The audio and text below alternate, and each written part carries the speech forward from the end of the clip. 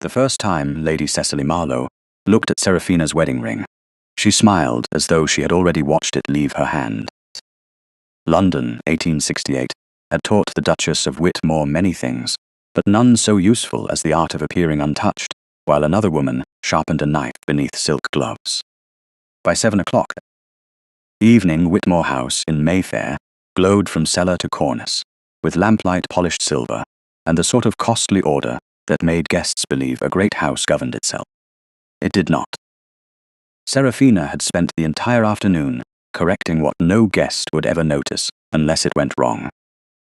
The lilies in the entrance hall had been moved because their scent would trouble Lady Marcham's breathing. The place cards had been changed twice because an earl's widow must not be seated below a baron's new wife, however rich the baron might be. The second footman had been told to carry the soup from the left, not the right, because Lord Pembury disliked being approached near his injured shoulder and would turn the irritation into a public story by midnight. The candles in the dining room were trimmed to the same height. The wine glasses stood in clear ranks. The housekeeper had been reassured. The cook had been praised. A scullery maid who had broken a saucer had been sent bread and tea instead of a reprimand, because fear made hands clumsy, and Seraphina had long ago learned that a house ran better on dignity than terror. At 7:30, she stood before the tall mirror in the blue withdrawing room and fastened the last pearl at her throat. She wore pale silver silk, chosen not because it pleased her, but because it did not invite comment. Her dark hair was arranged simply. Her expression was composed. Only the ring betrayed her, a narrow band of gold and family diamonds on the third finger of her left hand. It caught the lamplight whenever she moved, announcing to the room what the room always seemed determined to forget. She was not a guest. She was not a useful relation. She was the Duchess of Whitmore. She had been so for 4 years.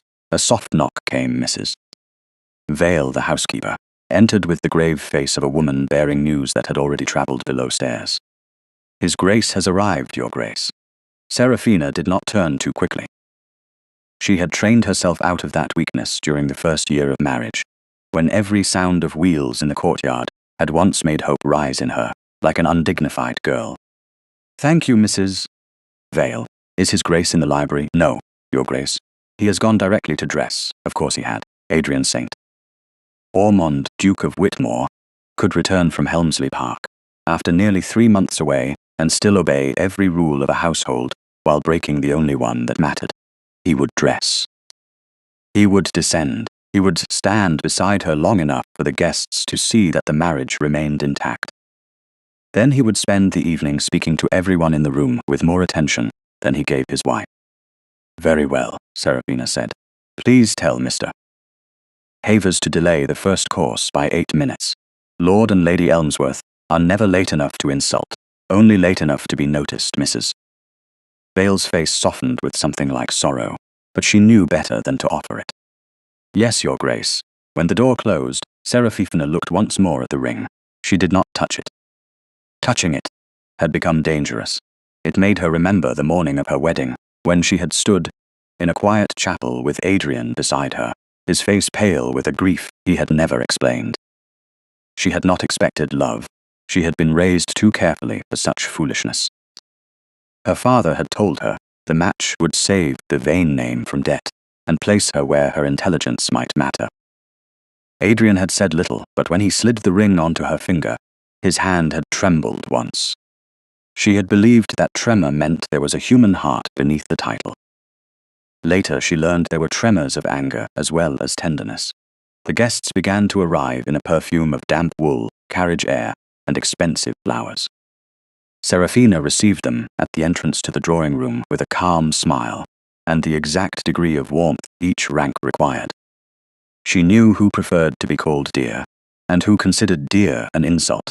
She knew which dowager was deaf in her left ear, and which young wife dreaded being asked about children. She knew that Lord Pembury's compliments always came with a hook. Your Grace, he said, bowing over her hand just a little longer than necessary. Whitmore House is, as ever, a triumph of quiet usefulness. The word fell lightly. It was meant to.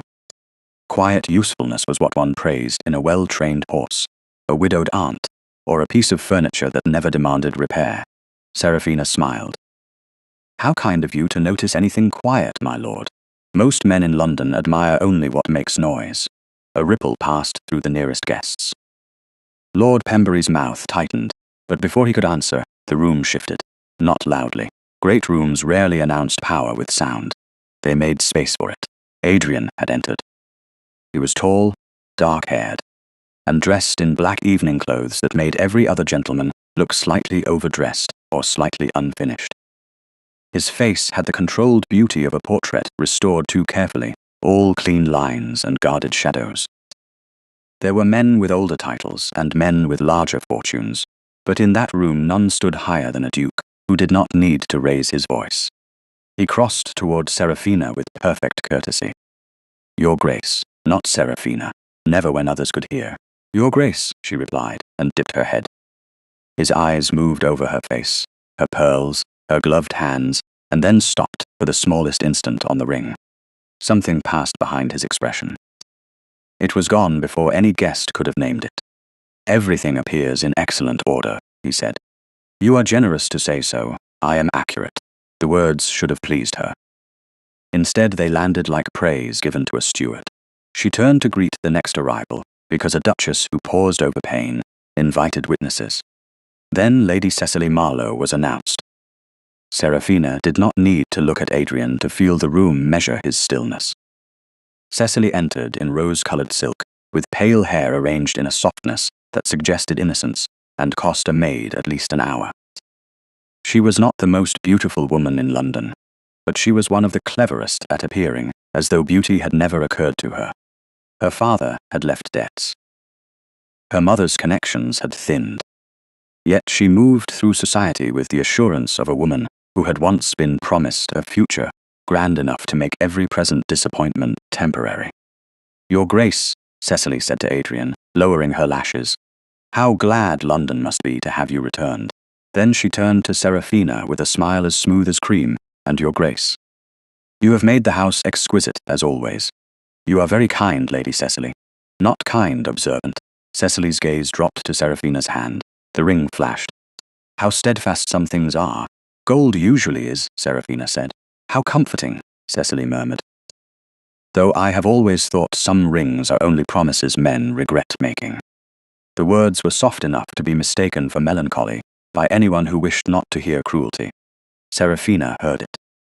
Adrian heard it too, his eyes sharpened. "Lady Cecily," he said, "my wife has not invited a discussion of regret." Cecily looked wounded at once, which was one of her more polished talents. "I meant no offense. You know I speak too plainly when I feel too much." "Then feel less publicly," Adrian said. It should have been a defense. It was one in form. Yet he spoke as a duke correcting a breach of manners, not as a husband guarding a hurt. The distinction was invisible to the guests. It was not invisible to Serafina. Dinner followed with all the elegance of a campaign. Serafina sat at one end of the long table, Adrian at the other, separated by silver, flowers, crystal, and 4 years of things neither had said. Cecily sat near enough to Adrian to be seen when he turned his head. The guests noticed. They always did. Lady Marcham asked Cecily about her music. Lord Elmsworth asked whether she had been to Helmsley Park in former years. Someone remembered a summer party before Adrian's marriage and laughed too brightly. The story formed itself in the spaces between courses. Cecily was the woman of feeling, the woman of memory, the woman who belonged to the Duke's past. Serafina was the present arrangement, who knew when to signal for the fish to be removed. She ate almost nothing. It was not deliberate. Her throat had narrowed after Cecily's remark, and each bite tasted of candle smoke and restraint. Across the table, Adrian's gaze returned to her plate once, then again. His hand moved toward the small bell near his wineglass, the one that would summon a servant to bring something different if the Duchess were unwell. Halfway there, he stopped. Serafina saw the movement, so did Cecily. A faint satisfaction touched Cecily's mouth, as though she had watched a door remain closed. Lord Pembury lifted his glass. "We must congratulate His Grace on possessing a Duchess so admirably suited to the invisible arts of comfort. Some ladies demand attention. Others improve a house by not disturbing it." Silence gathered under the chandelier. Serafina felt every eye turn, some pitying, some eager. Before she could answer, Adrian set down his knife. The sound was quiet, but it cut cleanly through the room. "My lord, Whitmore House is not improved by discourtesy disguised as wit." Lord Pembury flushed. "I intended only praise. Then you have discovered that intention is no substitute for skill." A few guests lowered their eyes. Cecily's fingers tightened around her glass. Serafina kept her face still, because gratitude was almost as dangerous as hope. Adrian had defended the Duchess's dignity, not Serafina's heart. Still, the room had felt the weight of his rank fall on her side of the table, and for one brief moment, no one dared call her invisible. The final course arrived. Conversation resumed, thinner than before. Serafina presided with the same calm she had brought to the candles, the seating, the broken saucer below stairs, and the 1,000 small fractures of her marriage. When the ladies withdrew, Cecily lingered a moment beside her chair. Her voice was soft enough for only Serafina, and perhaps Adrian, still standing at the far end, to hear. "You are very composed, Your Grace. I have always admired women who can live without asking whether they are wanted." Serafina met her eyes. "And I have always admired women who know the difference between being remembered and being chosen." Cecily's smile faltered. Then she lifted her glass, turned slightly toward the room, and let her voice rise with graceful sorrow. "Tell me, Your Grace, is freedom ever kinder than a loveless marriage?" For one suspended second, no one breathed, as if Lady Cecily Marlowe had asked a harmless question. The drawing-room at Whitmore House remained arranged for politeness, with ladies gathered near the fire, gentlemen drifting in from the dining room, and silver coffee cups waiting on a side table. Yet the air had changed. Serafina felt it move across her skin like a draught beneath a closed door. Freedom, loveless marriage. The words were not loud, but they had been shaped for witnesses. Lady Marcham lowered her gaze to the carpet. Lord Pembury looked delighted behind his glass. Adrian stood at the threshold, between the dining room and the drawing room. One hand still resting against the carved door frame, his expression unreadable, except for the small hardening at his jaw. Serafina could have laughed softly and turned the sentence aside. A duchess was expected to do that. She could have said marriage was a sacred duty, or freedom was a dangerous modern word, or Lady Cecily was too romantic after music and wine. Instead, she looked down at her own hand. The ring shone beneath the lamps, calm and bright, as though gold knew nothing of humiliation. "That depends," Serafina said. Her voice did not tremble. "Upon whether the marriage contains honor." Cecily tilted her head. "And if it doesn't?" Several women looked away. They knew they should not listen. They listened with all their hearts. Adrian moved at last, crossing the room with a controlled stride that made the space around him open. "Lady Cecily mistaken my house for a confessional." Cecily's lashes lifted with wounded grace. "I'm sorry, Your Grace. I didn't know honest questions were forbidden here. Cruel ones are." The correction was quiet. It should have ended the matter. In another house, with another woman, perhaps it would have. Cecily only turned her eyes to Serafina. "I meant no cruelty. I only wondered whether a woman should remain where she's not cherished." There it was, not accusation, not insult. Pity. Pity was the most elegant blade society owned, because the person holding it could always claim tenderness. Serafina felt her face become very still. She had endured cool breakfasts, separate carriages, unanswered letters, and the particular loneliness of walking beside a husband whose sleeve never brushed hers unless servants were watching. Yet pity made something inside her stand upright.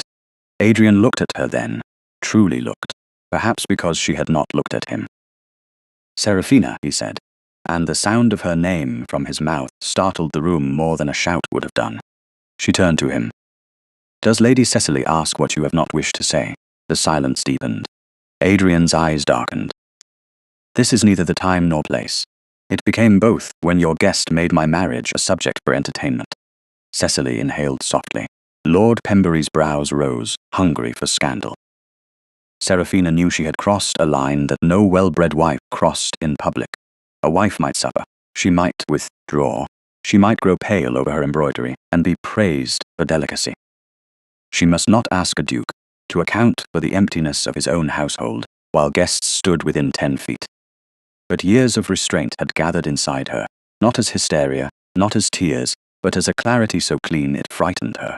"Tell me plainly," she said. "Do you wish me to remain here?" Adrian's hand closed once at his side. "You are the Duchess of Whitmore. That is not an answer. It's the only answer this room requires." "No." The word left her before caution could stop it. A few guests shifted. Cecily went utterly still. Serafina heard the faint rattle of a coffee spoon against china. "No," she repeated softer. "It is the answer the room requires." "It is not the answer I require." Adrian looked at her as if she had stepped out of a portrait and become flesh without his permission. "You are tired," he said. "We will speak in the morning, we will not." His gaze sharpened. "Serafina, don't say my name as though it can command me back into silence." The words shocked even her. They were not loud. They were worse. They were true. Cecily's mouth parted, but no sound came. Lord Pembury almost smiled. Adrian saw that smile. Something dangerous passed over his face and vanished beneath rank. "Everyone will retire," he said. Now, no one moved. Society loved obedience, but it loved disaster more. Serafina kept her eyes on him.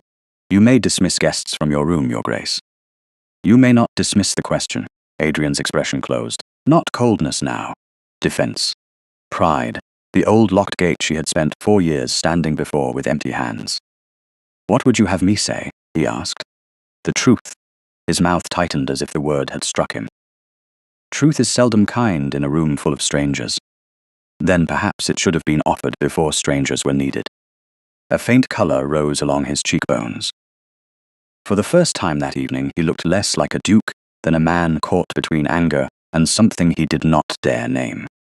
Serafina saw the wound beneath his pride, and even then, even in that cruel room, part of her wanted to spare him. That old habit nearly ruined her. Then Cecily spoke, silk soft. "Perhaps Her Grace only wants permission to stop pretending." Adrian turned his head towards Cecily. "Enough. I'm only saying what everyone can see. If she wishes to leave, why should she be made to stay?" The room waited. It was obscene, that waiting. Serafina felt each gaze settle on her like a hand. Adrian looked back at his wife. He was pale now, but his voice, when it came, was controlled with the old lethal precision. "If freedom is what you require," he said, "you may have it." Serafina felt the words enter her body slowly, not like a blow, but like winter water rising around her ankles. Meaning? His eyes flickered. He had gone too far, he knew it. Yet pride had never been a horse he could rein quickly. "You can leave." The room did not gasp. It did something worse. It became reverent. Serafina looked at the man she had married, the man whose house she had kept, whose servants she had protected, whose grief she had never mocked, whose silence she had mistaken. For pain she might someday understand. Her own pain became suddenly simple. It did not need explanation. It needed an ending. She drew off her glove finger by finger. The small sounds of kid leather moving against skin seemed impossibly loud. Adrian's eyes dropped to her hand. "Serafina, don't." The contraction made the plea human. It came too late. She took the wedding ring between the thumb and forefinger of her right hand. For 4 years, it had resisted every change in her body, every season, every loneliness. Now it slid free with terrible ease. She placed it on the polished table beside her untouched wine glass. Gold met wood with a sound so slight that the room had to be silent to hear it. "I entered this marriage with honor," she said. "I will leave it with the same." Cecily's face altered. Triumph came first, then confusion, because Serafina had not broken in the expected way. There were no tears to drink, no plea to repeat later in delighted whispers, no shaking hands. Serafina turned toward the door. Lady Marcham made a small, helpless movement, as if to stop her, and thought better of it. Adrian moved then, fast enough that the nearest guests drew back. His hand reached for the ring, or for her, or for the life he had just heard crack open. His fingers closed instead around the crystal wineglass beside it. The glass shattered in his bare hand with a sharp sound that made every face in the room turn white. Serafina stopped, but she did not turn fully. Adrian stood motionless, the broken stem caught in his palm, a thin red line marking the edge of his skin. He did not seem to feel it. His eyes were fixed on the ring. "Your Grace," Lord Pembury began. Adrian lifted his gaze. The room seemed to shrink beneath it. No one follows the Duchess, he said. His voice was low. It carried everywhere. No one speaks of her departure with anything less than respect. Any person who fails to understand me will no longer be received in this house. Cecily's color faded. Adrian, I didn't mean. You will address me as your grace. She recoiled as if the correction had been public exile. Serafina heard it, and still she continued toward the door. At the threshold she paused only long enough to speak to Mrs. Vale, who stood pale and rigid near the hall. My cloak, please. And send word to Lady Honoria Vane in Bath that I shall arrive tomorrow. Yes, your grace, the housekeeper whispered. Behind Serafina, no one moved until her footsteps had faded beyond the marble hall.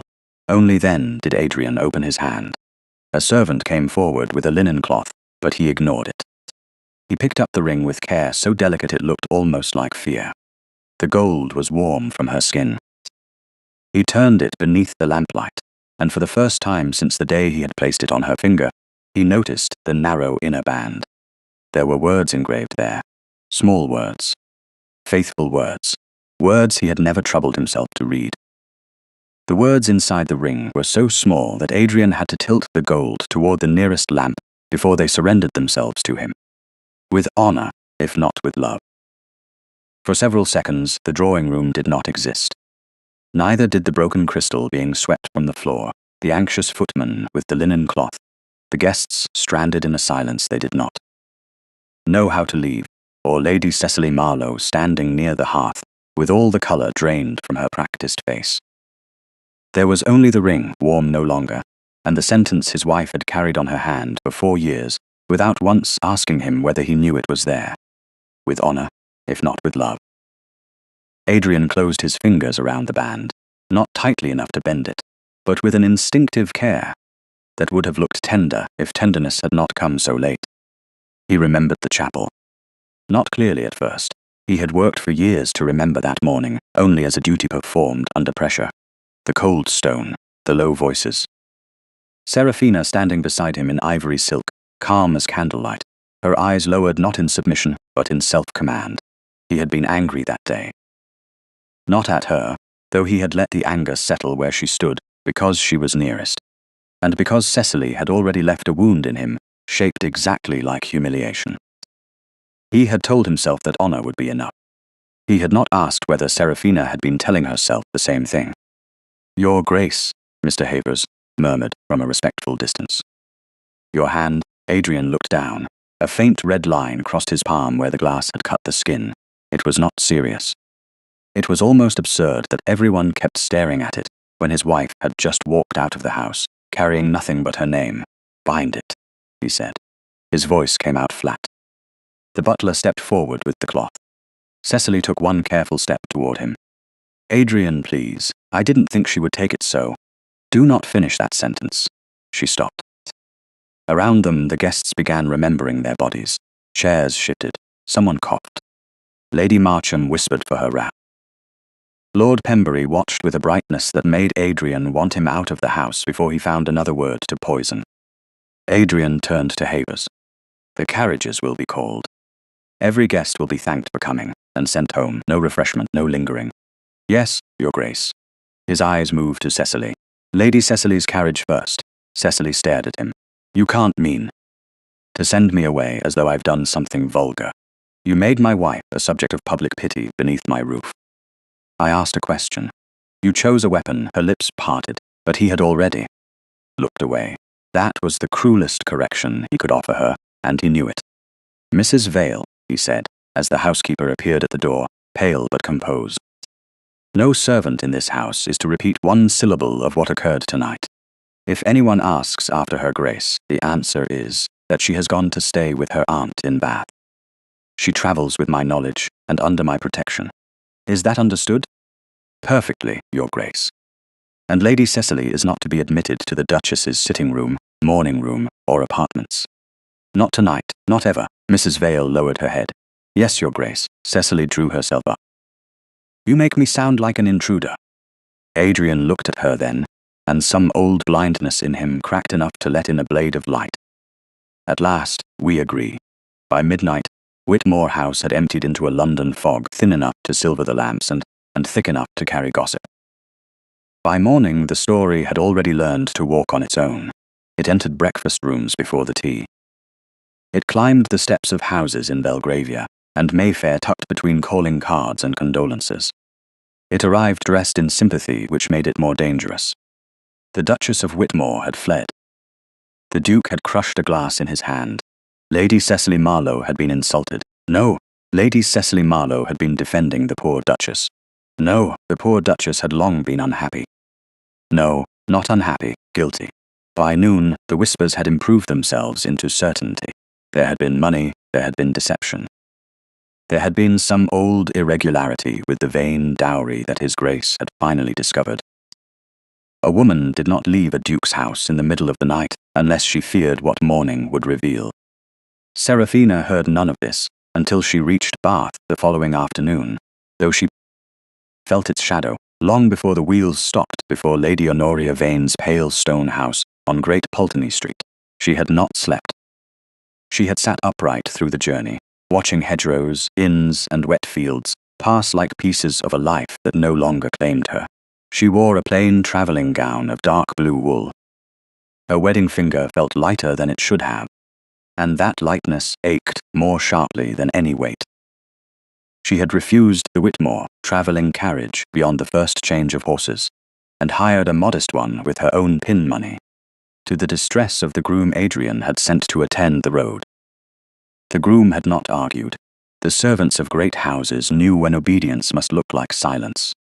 Lady Honoria was waiting before the door had fully opened. She was a slender woman in her late 50s, with silver threaded through dark hair and eyes too intelligent for easy comfort. She took in Seraphina's face, the unadorned hand, the single trunk, and the absence of ducal splendor. "Come inside, my dear," she said. "We can decide later whether to mourn, rage, or take tea." Seraphina almost smiled. "Almost. Tea, I think. Excellent. Rage is more effective after tea." The hall was narrow compared with Whitmore House, but it felt human. There were worn rugs, a blue vase with one chipped handle, and a fire that had been lit for warmth rather than display. In the small back parlour, Lady Honoria dismissed the maid and poured the tea herself. She did not ask why Seraphina had come without her ring. That mercy nearly undid what cruelty had not. "I have written to no one," Seraphina said. "Not even His Grace? Especially not His Grace." Lady Honoria handed her a cup. "Did he strike you?" Seraphina looked up at once. "No, never." "Good. Then we are spared one sort of ugliness, and left with the more fashionable kind." Seraphina's fingers tightened around the cup. "He told me I could leave." Lady Honoria's expression changed, but only slightly. She had known enough sorrow to respect another person's composure. "And so you did. Yes. Did you want him to stop you?" The question was gentle. That made it worse. Seraphina looked toward the window, where the afternoon had gone the color of pewter. "I wanted him to want to stop me before I had to ask." Lady Honoria made no sound. Silence settled between them, not empty but protective. After a moment, Seraphina opened the small reticule in her lap. "I brought no jewels, nothing belonging to Whitmore, except the clothes I was wearing. The clothes belong to you." "Do they?" "This house they do." That was when Seraphina's composure slipped by the width of a breath. She set down the cup before it could betray her. Lady Honoria did not touch her. She only said, "You may stay as long as you wish. You may leave when you choose. Both are allowed here." Before Seraphina could answer, the parlour maid entered with a salver. "A letter for Lady Honoria, ma'am. It came by special messenger." Lady Honoria frowned at the seal. From Mr. Alden, Seraphina recognized the name. "My father's old solicitor, former clerk to him. He writes rarely and never for pleasure." Lady Honoria broke the seal. Her eyes moved down the page. The softness left her face. "What is it?" Seraphina asked. Lady Honoria read a line again, then reached into the escritoire beside her chair and withdrew an older folded paper tied with faded ribbon. "After your father died, a few of his papers came to me. I kept them because your mother had marked some in her hand. One was a letter supposedly written by your father shortly before your marriage." "Supposedly." Lady Honoria untied the ribbon. "I did not like it then. I liked it less every year." She unfolded the page and placed it beside Mr. Alden's letter. "Look at the capital V in Vane. Your father made it like a hook, always too sharp. This letter does not." Serafina leaned closer. Her heart began to beat with a slow, hard rhythm. The paper smelled faintly of dust and old lavender. What does the letter say? That your dowry settlement was incomplete. That certain sums promised to the Duke would be delayed. That if questions arose, you were to say nothing until after the wedding. Serafina stared at her. I never saw that letter. I know. Lady Honoria's voice turned cold. And your father did not write it. Outside, a carriage passed over the wet stones with a hollow rattle. Serafina sat very still, feeling the shape of another trap beneath the ruin of the first. Then someone wanted His Grace to believe I entered the marriage with a lie.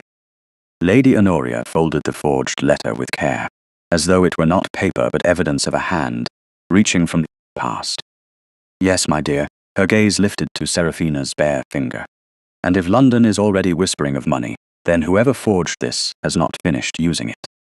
By the following afternoon, Whitmore House had become the sort of place that polite London loved best. A silent house with a scandal locked inside it, and too many people pretending not to hear the lock turn. Adrian remained in the library long after breakfast had been removed untouched. His right hand was wrapped in clean linen, the injury small enough to be dismissed and visible enough to accuse him every time he moved. On the desk before him lay Serafina's ring, a folded list of callers who had already sent cards, and 3 notes written in 3 different feminine hands, each expressing concern with the precise amount of curiosity that made concern useless. He had read none of them twice. He had read the engraving inside the ring until the words no longer seemed carved into gold, but into him. With honor, if not with love, he had given her neither. Not truly. He had given her a title, rooms, servants, carriages, jewels, and the cold civility society called respect when it had no wish to examine loneliness. He had permitted her to make his house as perfect, while never asking what perfection cost. The thought had followed him through the night. It had stood beside him while the surgeon dressed his palm. It had watched him send instructions to the stables that the Duchess's journey to Bath was to be protected, without being made conspicuous. It remained there now, seated across from him like a guest he had no power to dismiss. Havers entered with the stillness of a butler, who knew the household was listening through keyholes no one would admit existed. Lady Cecily Marlowe has called, Your Grace. Adrian did not look up at once. I gave instructions. Yes, Your Grace. Lady Cecily says she comes only from concern and will not remain if you are too indisposed. Concern has become fashionable very quickly. So it appears, Your Grace. Adrian closed his hand around the ring, then opened it again because the gesture felt like possession. And possession was exactly the error he could no longer afford. Show her into the morning room. Not the blue withdrawing room. Not Her Grace's sitting room. Havers bowed. Of course, the morning room was Serafina's least favorite room, which made it the safest. She had once said, in that careful way of hers, that its yellow silk walls tried too hard to be cheerful. Adrian had not answered her then. He remembered that now, with an irritation directed entirely at himself. Cecily was standing by the window when he entered, dressed in soft green with a bonnet tied beneath her chin, as if she had come from church rather than conquest. She turned at once, and her eyes moved to the bandage on his hand before rising to his face. Adrian, he stopped near the door. Your Grace. Colour touched her cheeks. Of course, forgive me. Last night unsettled me. It unsettled many people. It must have unsettled you most of all. She took a step toward him, then halted when he did not move to meet her. I couldn't sleep. I kept thinking of Serafina leaving like that. It was terrible. I never wanted her to be hurt. The name sounded wrong in her mouth, too intimate, too smooth. My wife, he said, was not hurt by leaving. She was hurt before it. Cecily's gaze sharpened, but she softened it quickly. You blame me. I have not yet decided how much. That's unjust. Perhaps I have practiced injustice longer than I knew. She looked at him as though he had spoken in a language she disliked. Then she lowered her lashes. Everyone is saying she left because of the old settlement rumors. I told Lady Marcham it couldn't be true, naturally. I said, no woman of breeding would enter a marriage knowing her family had deceived her husband. Adrian became very still. What old settlement rumors? Cecily's lips parted. It was only an instant, but he saw it. She had expected him to know the shape of the poison, not question the cup. "Oh, nothing's certain," she said lightly. "You know how London is. A word here, a memory there. Something about Lord Vane's affairs being more distressed than admitted. Lord Vane's affairs were distressed. That was public enough. Yes, but the dowry was said to be," she paused, "delayed, perhaps." The word landed with unnatural precision. Delayed, not insufficient, not ruined, delayed. A word from correspondence, not gossip. Adrian crossed to the mantel, not because he wanted distance from her, but because if he stayed near the door, she might mistake stillness for ignorance. "Who said that?" "I don't remember. Does it matter?" "It matters if the word comes from someone with access to documents." Cecily laughed softly. "You're making this sound like chancery. Surely you don't mean to drag your own marriage through clerks and solicitors because Serafina chose to make a scene." "She did not make a scene. She removed her ring in front of half your circle. After I gave her reason." Cecily's expression changed again, grief becoming impatience before she caught it and turned it into wounded affection. "You were angry. Any man would have been. She challenged you before guests. A duchess should know better." The sentence carried him backward, not to the night before, but to another room, another season, another version of himself. Cecily at 19, all brightness and promise, standing beneath a painted ceiling at Lord Fenwick's ball, while he believed the world had arranged itself into certainty. She had taken his arm then, as though it belonged to her future. She had let him speak of Helmsley Park, of duties, of the music room his mother had loved, of the life he imagined might be stern but not empty. Then, the Marquess of Ellingford had arrived with older blood, larger estates, and debts better hidden than Cecily's own. Within a month, Cecily had wept. Within 2, she had written that affection could not overcome prudence. Within 3, the Marquess had chosen an heiress from Norfolk, and Cecily's prudence had returned to him dressed as regret. Adrian had mistaken that return for pain. He saw now that it might have been calculation polished until it reflected whatever a man wished to see. He had married Serafina afterward because Lord Vane's proposal solved 2 problems. It ended speculation and joined an old name to Whitmore consequence. He had told himself he was doing a practical thing with a practical woman. He had not asked whether Serafina had a heart. Worse, he had known she had one and chosen not to be responsible for it. "You left once," he said. Cecily's face went pale with anger too quick to hide. "I was young. You were ambitious. I was frightened. Of poverty, of being trapped. There was truth in that, and because there was truth, he did not dismiss it." Cecily's father had gambled away comfort and left his daughters to smile over empty accounts. Society forgave men their ruin and asked women to decorate the wreckage. Cecily had learned to survive by choosing the safest door, but survival did not make cruelty innocent. "So you chose elsewhere," Adrian said. Then elsewhere closed. Her eyes shone, though no tear fell. "You think I came back because I had nowhere else to go. I think you came back because Whitmore was still standing. And Serafina? Was she more noble? Her father needed your name as much as mine needed money. Yes, the admission cut him. But she did not pretend otherwise." Cecily moved toward the writing table and rested her gloved fingertips on its edge. Too close to the ring. Adrian saw her notice it. Her gaze fixed on the gold for one heartbeat too long. She pretended to be content. "No," he said quietly. "She learned not to ask for what I had made clear I would not give." Cecily looked up sharply. "You speak as though you love her." The room held the sentence. Adrian did not answer quickly enough, and that silence seemed to disturb Cecily more than any denial would have done. A footman appeared at the door with a silver tray. "A note, Your Grace. From Lady Marcham's house. The messenger says it concerns the charity music hall." Cecily turned. How efficient of Lady Marcham. It was a small mistake. Too small for anyone but a man newly awake to notice. Adrian took the note and broke the seal. The card inside was elegant, crowded with names of patronesses, a list of performers, and a handwritten addition near the bottom. "Her Grace the Duchess of Whitmore is most warmly invited, should she feel equal to appearing. Should she feel equal, not honored, not expected, displayed." Adrian's fingers closed around the card until it bent. "You knew of this invitation." Cecily lifted her chin. Naturally, I helped Lady Marcham arrange the evening.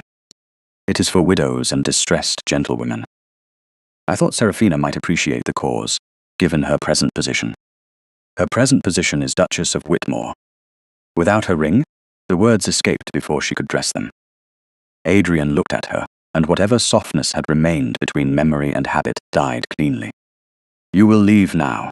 You're making a mistake. I have made several. I am correcting one. Cecily's eyes glittered.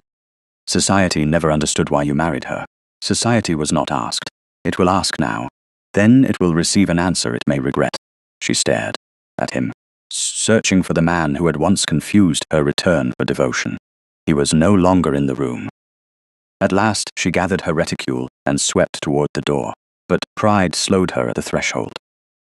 She won't thank you for defending her after she has gone. Adrian looked down at the ring on his desk. Then, I will have to learn to do right without being rewarded for it. Cecily left without another word. When the door closed, Adrian remained standing with the bent invitation in his hand. At the bottom, beneath Lady Marcham's elegant script, one name had been written among the stewards of the fund, Lord Pembury. Adrian read it twice. He thought of Cecily's precise word, delayed. He thought of Seraphina's empty place at the far end of the table. Then he rang for Havers. Send for my solicitor, he said, and have a groom ready for Helmsley Park by dawn.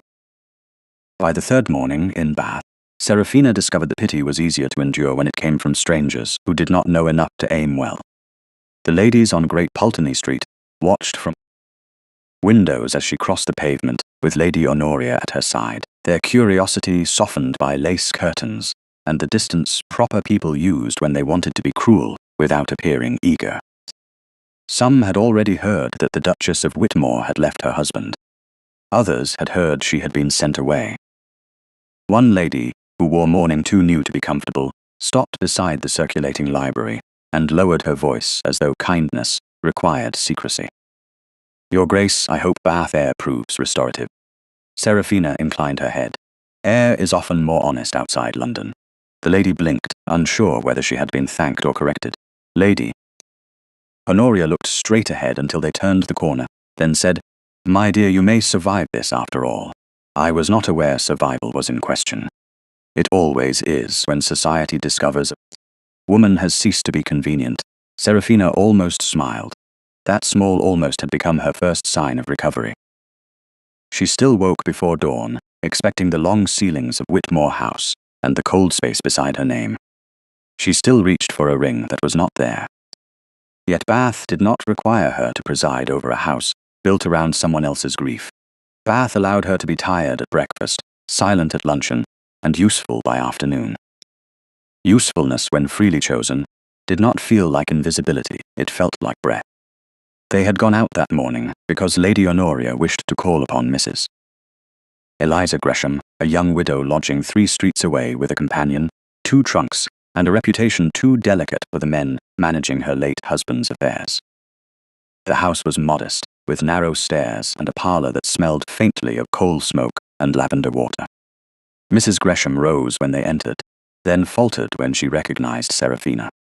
Your Grace, I didn't know Lady Honoria meant to bring. A woman with more titles than sense, Lady Honoria supplied dryly. Sit down, Eliza. Her Grace is not here to devour you, Mrs. Gresham's eyes filled with anxious gratitude. She was perhaps 24, pretty in a faded way, with a black gown altered too hastily and a wedding band hanging on a ribbon at her throat. On the table lay a folded paper, an inkstand, and a pen placed exactly where an impatient man might have set it before ordering a woman to sign. Seraphina noticed the tremor in the widow's fingers. You have been asked to agree to something, she said. Mrs. Gresham looked from Seraphina to Lady Honoria. Mr. Nettle says it is only a note acknowledging my husband's debts. He says if I sign today, he'll persuade the creditors to wait. If I don't, they'll take everything before Michaelmas. May I see it? Seraphina asked. Mrs. Gresham hesitated. I don't wish to trouble you. Then let me trouble the paper instead. The widow gave a watery laugh and handed it over. Seraphina read quickly. It was not long, which made it more dangerous. The note did not merely acknowledge debt. It pledged Mrs. Gresham's widow's jointure as security for sums not clearly named, with interest left to be determined by the creditor's discretion. A woman in panic might sign away years of survival because the ink looked respectable. Serafina set the paper down. Her voice was calm. "Do not sign this." Mrs. Gresham went pale. "But Mr. Nettle said, "Mr. Nettle has written a trap and called it mercy." Lady Honoria leaned forward. "There. I knew I disliked the man. If creditors exist, they may state the amounts through proper correspondence," Serafina said. "If your husband's estate is entangled, a solicitor must examine it before you pledge anything. You are not refusing duty. You are refusing confusion."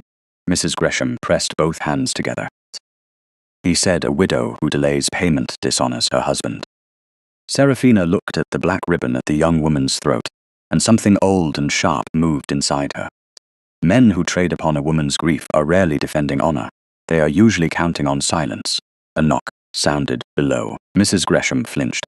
Lady Honoria rose at once. "If that is Mr. Nettle, he may discover how unpleasant I can be before luncheon." It was Mr. Nettle.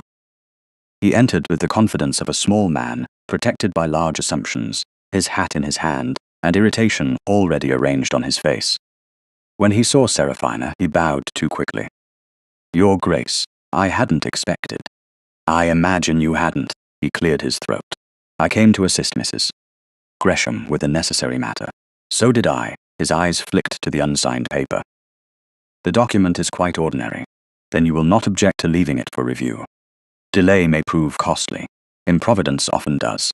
His face reddened. "Your Grace, with respect, this is a private concern." Serafina stepped to the table and placed one gloved hand lightly atop the paper. "Then you should not have tried to make it a private surrender. Mrs. Gresham will not sign today. Mr. Nettle opened his mouth, looked at Lady Honoria, thought better of it, and bowed with stiff resentment. "As you wish." "As she wishes," Serafina corrected Mrs. Gresham stared at her as if the difference were a gift. When the man had gone, the widow sank into her chair and began to cry quietly. Not from weakness, Serafina thought, but from the terrifying relief of being told she still owned the right to pause. Serafina did not comfort her with embraces. She merely folded the dangerous paper, placed it out of reach, and said, "Tomorrow we shall send for a solicitor who respects ink less than truth." By the time Serafina and Lady Honoria returned home, a message was waiting in the hall. The maid presented it with round eyes. "A gentleman left this, Your Grace, Mr. Alden," he said. Lady Honoria removed her gloves slowly. "Show him in if he remains." "He does, ma'am." Mr. Alden entered carrying a leather case pressed beneath one arm. He was thin, grey at the temples, and nervous in the manner of honest men who had delayed honesty too long. He bowed to Lady Honoria, then to Serafina. "Your Grace, I beg pardon for coming without formal appointment." "If your errand concerns my father," Serafina said, "formality may wait." He swallowed. "It concerns your father, your marriage settlement, and Lord Pembury." The name altered the room. Lady Honoria's eyes sharpened. Mr.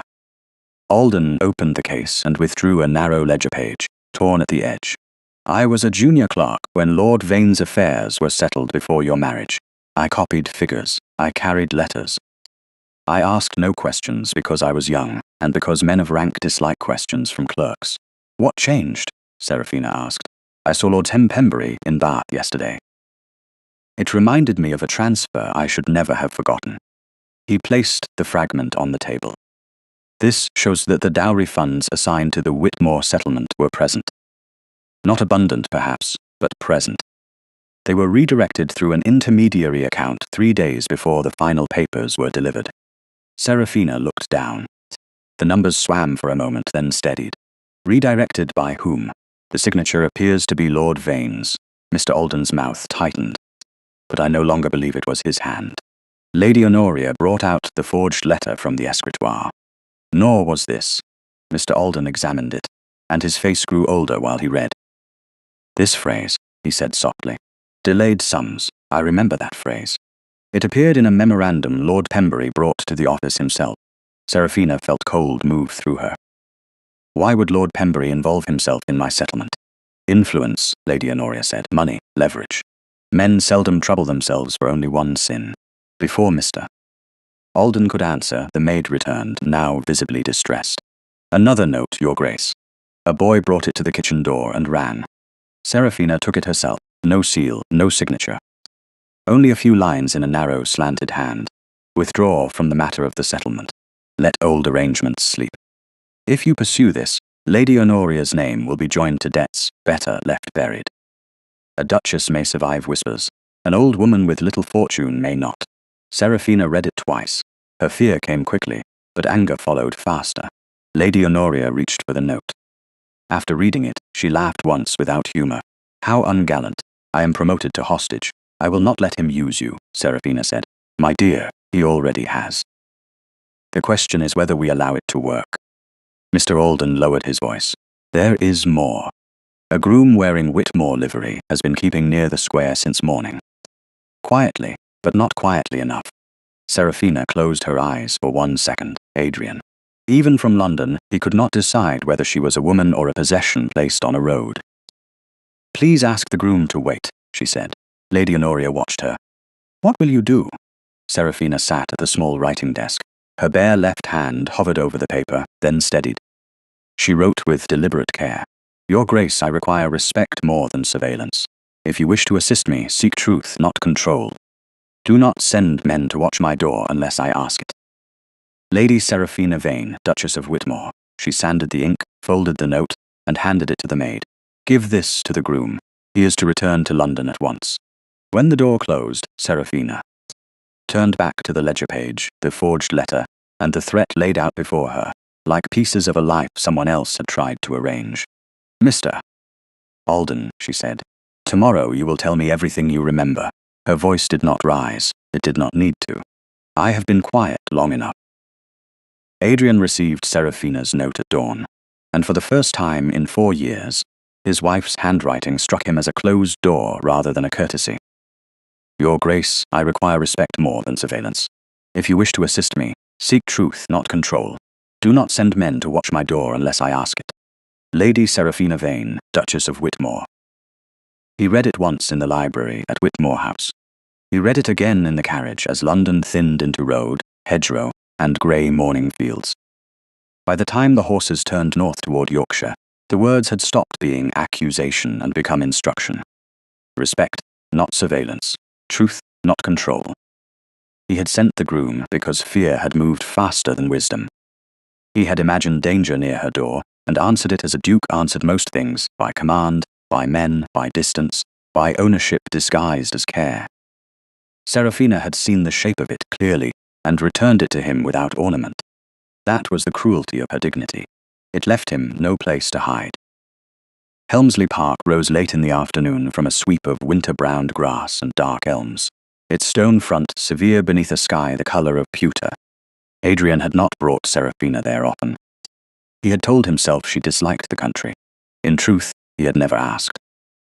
The house opened to receive him with the same restrained efficiency that had served generations of Whitmores. But there was unease beneath it. Servants bowed. Footman took his coat. Mrs. Beckett, the housekeeper, stood at the foot of the stairs with her keys at her waist, and worry in every disciplined line of her face. Your Grace, we had not expected you before next week. Nor had I. Adrian removed his gloves slowly. Where is Mr. Rusk? Mrs. Beckett's expression tightened. The steward left yesterday morning, Your Grace. He said he had estate business in York. Did he take account books? A dispatch box, Your Grace. I did not see its contents. Adrian's jaw set. Send to the stables. I want a man on the York Road within the hour. No alarm. No accusation. Find where Rusk went. Yes, Your Grace. She turned to go, but Adrian stopped her. Mrs. Beckett. The housekeeper paused. Your Grace? I need to know what her Grace did here in my absence. Not what she was expected to do. What she actually did, Mrs. Beckett looked at him for a long moment, and in that look Adrian saw the judgment of a servant too loyal to speak it, and too honest to forget it. That may take some time, Your Grace. Then begin. She led him first to the estate office, where the air smelled of paper, dust, and neglect poorly disguised by polish. The ledgers in the cabinet were too neat. Adrian had reviewed enough accounts to know that honest books possessed small irregularities, ink blots, corrections, human hesitation. These looked prepared, not kept. Mrs. Beckett unlocked a lower drawer. Her Grace asked me to retain household memoranda separately when Mr. Rusk delayed payments. She said private records were not an accusation, only a precaution. Adrian looked down at the stack she placed before him. Serafina's hand appeared on small notes pinned to receipts, clear and spare. Coal delivered, short by 3 sacks. Paid from personal allowance until accounts settled. Wages for lower maids delayed 6 days, advanced discreetly. Linen repairs deferred by steward, approved from Duchess's pin money. Every line was practical. None complained. The quietness of it made Adrian feel ill. Why was I not told? Mrs. Beckett's face did not change. Her Grace wrote to you twice, Your Grace, Mr. Rusk said, the matters were too small for your attention and would be corrected before they reached you. And were they? Not until Her Grace corrected them herself. Adrian turned a page. A list of names appeared: kitchen maid, second laundry maid, under gardener's boy. Each with a sum beside it, small amounts. 6 shillings here, 4 there, £1 advanced before Christmas. The kind of money a duke never saw, unless it was missing from a grand total. The kind of money that decided whether servants ate meat, whether a mother sent coin home, whether a boy kept his place. Serafina had known he had not. She never mentioned this. No, Your Grace. Mrs. Beckett's voice softened despite herself. Her Grace said a household should not be made to feel poor, merely because gentlemen preferred their accounts elegant. He closed the ledger. The room seemed smaller than before. Show me the rest. Mrs. Beckett hesitated. There is the music room. Adrian looked up sharply. It is closed. It was closed. The correction was careful. Her Grace had it cleaned last spring. Something in him recoiled before he could name it. The music room had belonged to his mother, then to the memory of Cecily, or rather to the foolish version of memory that made a man preserve pain because it excused emptiness. Cecily had once sung there during a house party before everything in him hardened. After she left him, he had ordered the room shut. He had not entered it since. Take me there, he said, Mrs. Beckett led him through the west corridor, past portraits of stern Whitmores, who had managed to look disapproving even in oil. The music room doors stood at the end, pale wood set with brass handles. Adrian had expected dust. He had expected cold. When Mrs. Beckett opened the doors, he found warmth. Not display. Not intrusion, care. The curtains had been cleaned and rehung. The pianoforte had been polished without being moved from its place near the long windows. The faded carpet had been repaired along one edge. Fresh wax had sealed a crack in the floor near the hearth. There were no flowers, no sentimental alterations, no attempt to make the room cheerful by force. It had simply been allowed to breathe. Adrian stepped inside. His throat tightened with an emotion too complex to be grief alone. Who authorized this? Her Grace, Your Grace. She paid for the instrument to be tuned from her own allowance because Mr. Rusk refused the expense. Why? Mrs. Beckett looked toward the pianoforte. She said houses remember what families forbid them to speak of. Adrian crossed the room slowly. On the music stand lay a sheet of music, its corner marked by Serafina's precise hand. Not a performance piece. A simple arrangement, gentle and restrained. At the top, in pencil, she had written, "For the day this house is no longer grieving." The words undid him more completely than tears could have done. He braced one hand on the edge of the instrument, careful of the bandage, and bowed his head. She had understood the room. She had understood him. She had not forced cheer upon his sorrow, or mocked the past he would not explain. She had restored what he had locked away, then left it waiting without asking credit. He had thought her quiet, because she had nothing to say. He had been surrounded by her language for years, and had refused to learn it. Your Grace, Mrs. Beckett said softly. There is something else. Adrian lifted his head. Tell me. 3 months ago, Lady Cecily Marlowe wrote here, asking whether the music room remained closed. I thought it impertinent, and did not answer. A week later, Mr. Rusk asked for old household invoices from the year before your Grace's marriage. He said they were needed for estate comparisons. Did he receive them? Some, not all. Her Grace had already removed several papers to a private bundle after noticing Lady Cecily's name in correspondence tied to Lord Pembury. Adrian turned. Serafina found Cecily's name? Yes, Your Grace. She asked whether Lady Cecily had ever sent musicians here, or received payment from the household. I could not say. Her Grace said not to trouble you, until she had something firmer, again the pattern. Serafina trying to bring him truth. Other hands closing the road before it reached him. His own indifference helping them. Where is that bundle? Mrs. Beckett moved to a small cabinet near the window and withdrew a packet wrapped in brown paper. She told me to keep it unless she asked.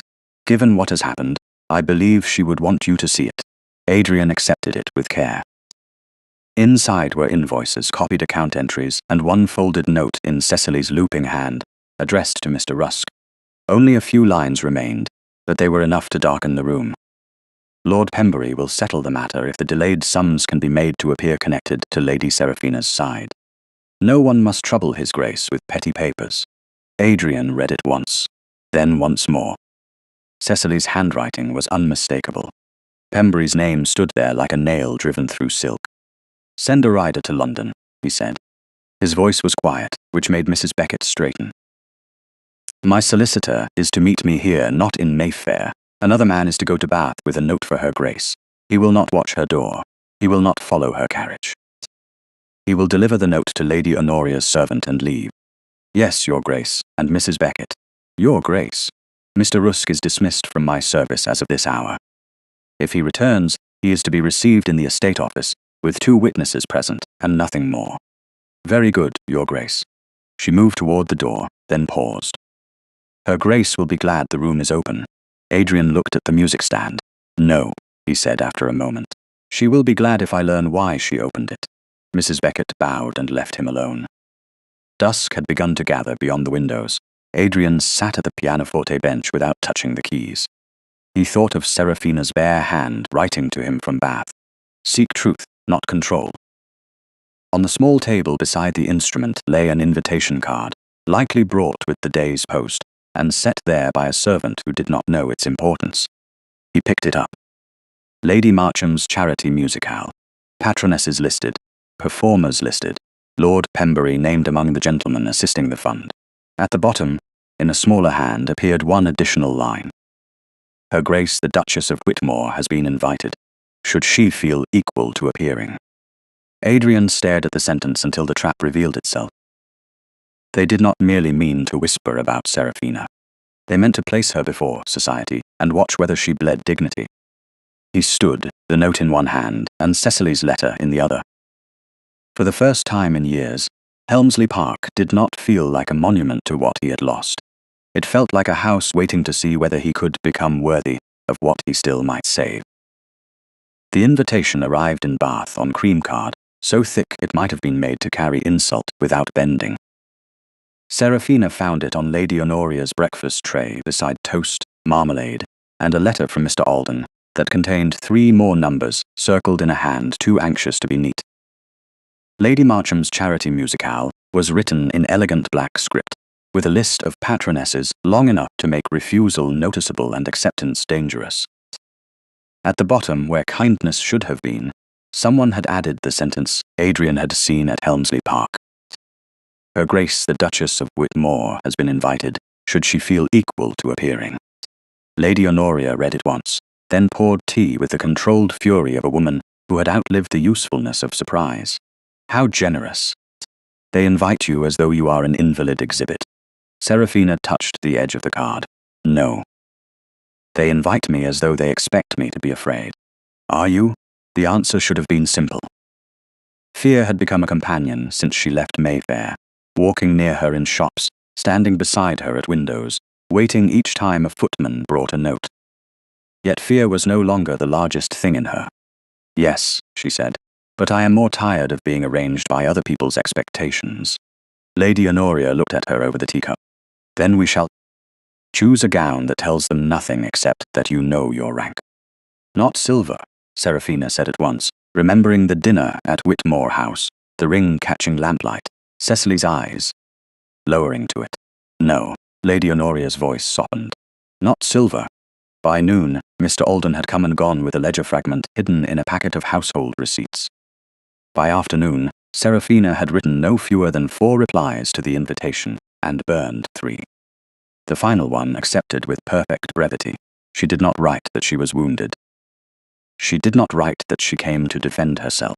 She wrote only that Her Grace the Duchess of Whitmore would attend under Lady Honoria Vane's escort. That was enough. The next morning brought a note from Adrian, delivered properly to Lady Honoria's servant, and carried no farther. Serafina recognized his hand before she broke the seal. For a moment, she hated herself for how quickly her pulse answered. The letter was short. I will not send men to watch your door again. I have gone to Helmsley Park and begun inquiries into Rusk, Pembury, and the accounts. You were right to demand truth rather than surveillance. Lady Marcham's musicale appears designed to expose you. If you choose not to attend, I will answer it. If you choose to attend, I will not presume to stand before you, unless you permit it. She read the last line twice. Not Adrian, not your husband. Only A. It was the first letter he had written her that did not sound like a command wearing good manners. Lady Honoria waited until Serafina folded it. Well, he knows it is a trap. Does he forbid you? No. Does he beg? Serafina looked down at the folded paper. No. Promising. Men are often most useful when they stop making noise. Serafina almost smiled, then slipped the letter into her reticule. It did not forgive him. It changed the shape of the room, in which forgiveness might someday stand. London received her 2 evenings later, with rain on the carriage windows, and rumour already warm in every drawing room. Lady Marcham's house shone with benevolence from the outside, all lit windows and footmen in livery, but Serafina knew a charitable crowd could be crueler than a political one. Cruelty felt cleaner when it was wrapped around the suffering of others.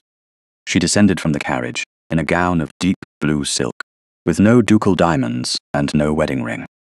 Lady Honoria stepped beside her in black velvet, sharp-eyed and unmovable. Remember, her aunt murmured, you owe no one a wound for their entertainment. I shall try not to provide one. Don't try. Refuse. Inside, music drifted faintly from the upper room, not yet a performance, only a pianist testing notes. Conversation thinned when Serafina entered. It did not stop. That would have been honest. Instead, it changed tone, becoming lighter, brighter, and edged with attention. Faces turned, then turned away a fraction too late. Fans lifted. Men bowed. Women smiled as if smiling were proof of innocence. Lady Marcham came forward with an expression arranged between welcome and apology. Your Grace. How brave of you to come. How charitable of you to invite me. Lady Honoria made a sound that might have been a cough. Lady Marcham coloured, but recovered. We have placed you near the front, of course. Of course meant nothing. A footman led them into the music room, where chairs had been arranged in rows for the performance. The first row was occupied by patronesses of high standing, none of them above a duchess.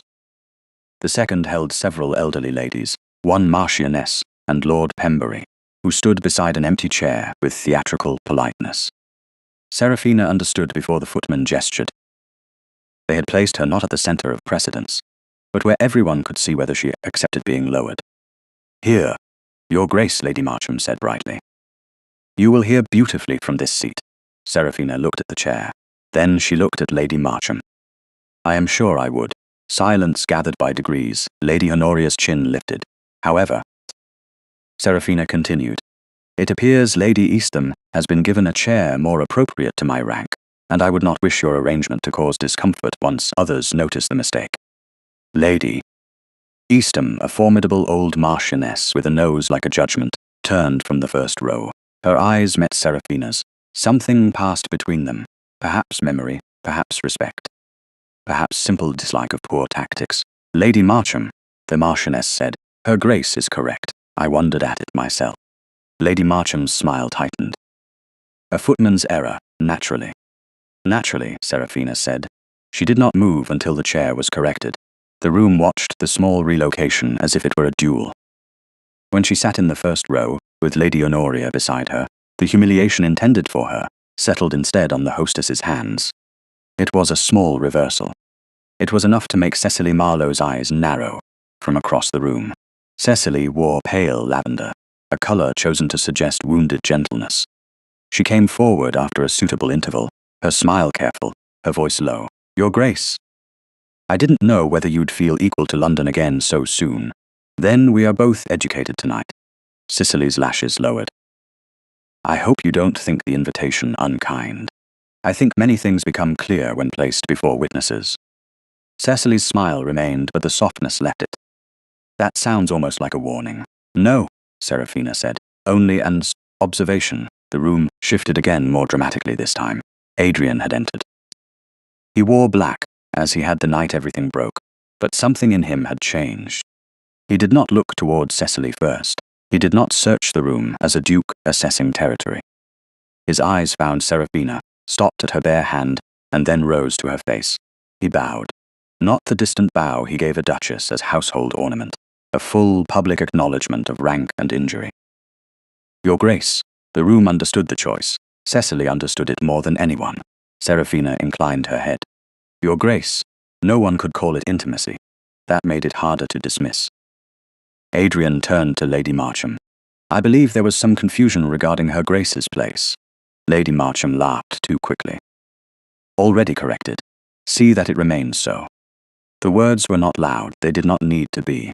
Lord Pembury stepped forward before the air could settle. How fortunate that we are all assembled in the cause of distressed gentlewomen. London is rich in them this week. Adrian's gaze moved to him. Lord Pembury, Your Grace. Pembury bowed, but his eyes slid towards Serafina. I had hoped to speak with Her Grace privately after the performance. A matter of family history, old obligations. Nothing that need trouble the music. If it concerns me, Serafina said, it may trouble me directly. A few heads turned. Pembury smiled as though he had waited for exactly that. As you wish. Though I fear directness can be painful. Confusion is more so. The first performer began, sparing the room from replying. Serafina sat through a song about lost spring and a violin piece that trembled with more nerves than melody. She felt Adrian 3 chairs away, not touching, not speaking, yet present with a restraint that made her more aware of him than if he had stood beside her. Cecily watched them both from across the aisle. Pembury waited, that was the worst of it. He did not fidget or whisper. He waited with the patience of a man who believed he had brought the ending in his pocket. When the final applause faded, Lady Marcham rose to thank the performers. Before she could call for tea, Pembury stepped into the open space near the pianoforte. Forgive me, Lady Marcham, but before we disperse, there is a small matter tied to the charitable accounts and, regrettably to the name of Vane. The room stilled. Adrian stood at once. Choose your next words with care, Pembury bowed. I always do, Your Grace. His hand went inside his coat and withdrew a folded paper. I possess documents suggesting that Lady Serafina's family deceived the Duke of Whitmore before the marriage. More than that, I possess a letter written in Lady Serafina's own hand. Serafina felt the room turn toward her, not with pity now, with appetite. Cecily lowered her gaze to hide a smile. Adrian looked at Serafina, and for the first time since the carriage from Bath, she wished she still wore gloves thick enough to hide the cold in her fingers. Pembury lifted the letter. If Her Grace permits, perhaps truth should also be placed before witnesses.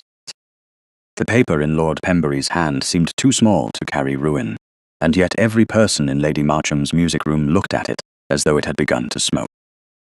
Serafina stood very still near the first row, with Lady Honoria at her left and Adrian 3 chairs away, close enough for protection and too far for certainty. The air smelled of extinguished candles, warm silk, and lavender. That last scent reached her faintly when Pembury unfolded the letter, and for one strange instant, her mind went not to scandal but to Lady Honoria's parlour, to old paper, to a forged line about delayed sums, lavender, Cecily's favourite scent. Cecily stood near the pianoforte, her gloved hands folded, her expression arranged into sorrow, so delicate it might have been painted on porcelain. Lord Pembury, Adrian said, you will not read private correspondence before this assembly. Pembury bowed with polished regret. I would not dream of troubling the assembly with anything merely private, Your Grace. This concerns charitable confidence, family solvency, and the integrity of a marriage settlement that touched one of the greatest houses in England. Lady Marcham made a weak sound. Perhaps this might be delayed until after tea. Truth delayed becomes deception protected, Pembury replied. The phrase pleased him. Serafina saw it in the slight lift of his mouth. He had practiced this. Every word had been chosen to make refusal look like guilt. Adrian took one step forward. Hand me the letter. Pembury held it back. With respect, Your Grace, you are hardly a neutral party. A murmur moved through the room. A duke was not often denied in public, a husband even less so. Seraphina felt the old machinery of rank grind against the sharper hunger of scandal. For one breath, she wanted Adrian to take the letter, tear it in two, and end the room's appetite by force of will. Then she remembered her own note. Respect, not control. Truth, not surveillance. She lifted her chin. Let him read it. Adrian turned to her. Seraphina. The name was quiet, nearly private, and it nearly undid her. If he has brought a lie, it must learn to stand where it can be seen. Pembury smiled. Admirably brave. Do not mistake necessity for admiration, my lord. Lady Honoria shifted just enough that her shoulder almost touched Seraphina's. It was the smallest support, and therefore the strongest. Pembury cleared his throat and began. My dear Lord Pembury, I write in confidence regarding the settlement agreed before my marriage to His Grace, the Duke of Whitmore. My father has assured me the delayed sums will be concealed until after the ceremony, and I am to say nothing unless the deficiency is discovered. I trust your discretion, as any delay now would undo us all. Seraphina. Vain, the last two words fell into the silence like a verdict. Someone inhaled sharply.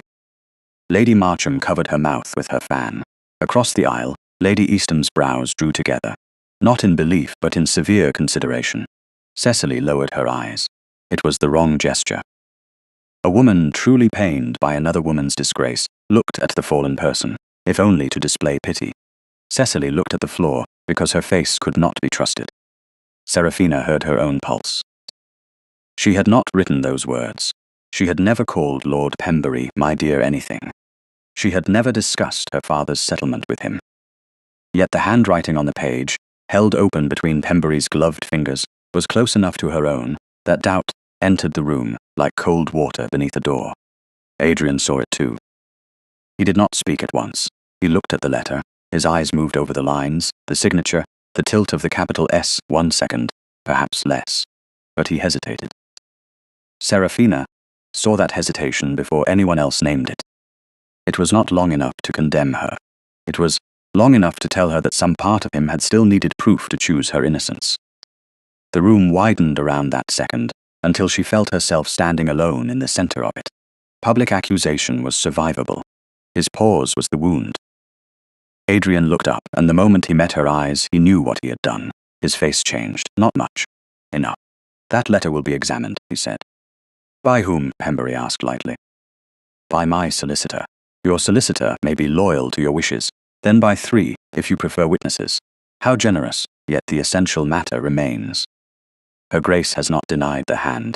The room turned again towards Seraphina. They wanted tears now, anger, collapse. Anything they could carry home and improve with repetition. She felt Lady Honoria beside her, steady as a wall. She felt Adrian's regret, sudden and useless, reaching toward her from across the polished floor. She did not take it. Then let a solicitor examine it, Seraphina said. Her voice sounded calmer than she felt, which was a mercy and a weapon.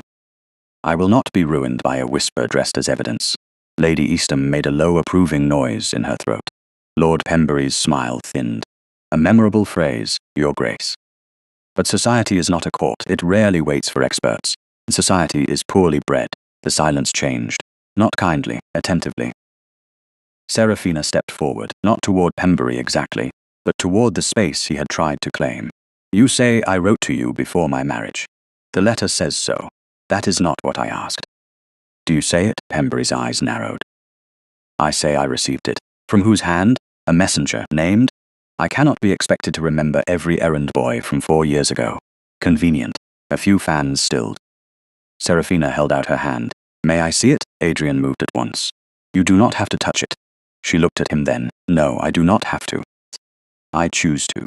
The words struck him more visibly than anger would have done. Pembury hesitated, then extended the letter because refusing would look too much like fear. Seraphina took it by the edge. The paper was fine, expensive, and faintly scented. Lavender again. Not strong enough to be obvious. Strong enough for a woman who had once watched Cecily write notes on lavender paper in Whitmore House. Seraphina lowered her gaze to the signature. It was good. Too good. A forger who merely copied shape often forgot rhythm. This person had studied hers.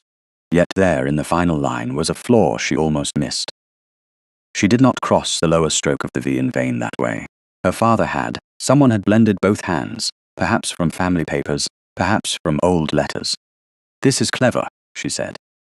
"Thank you," Pembury replied, then realized too late how the words sounded. A few heads turned. His jaw tightened. "I mean, it appears clear." Adrian held out a hand. "Serafina." She did not give the letter to him. Not yet. "Lady Honoria, will you stand witness that I state this calmly?" "Gladly," Lady Honoria said. "You are calm enough to irritate every villain in the room." A startled cough came from somewhere behind them. Even Lady Easton's stern mouth twitched. Serafina turned the paper slightly toward the lamps. "This letter is false.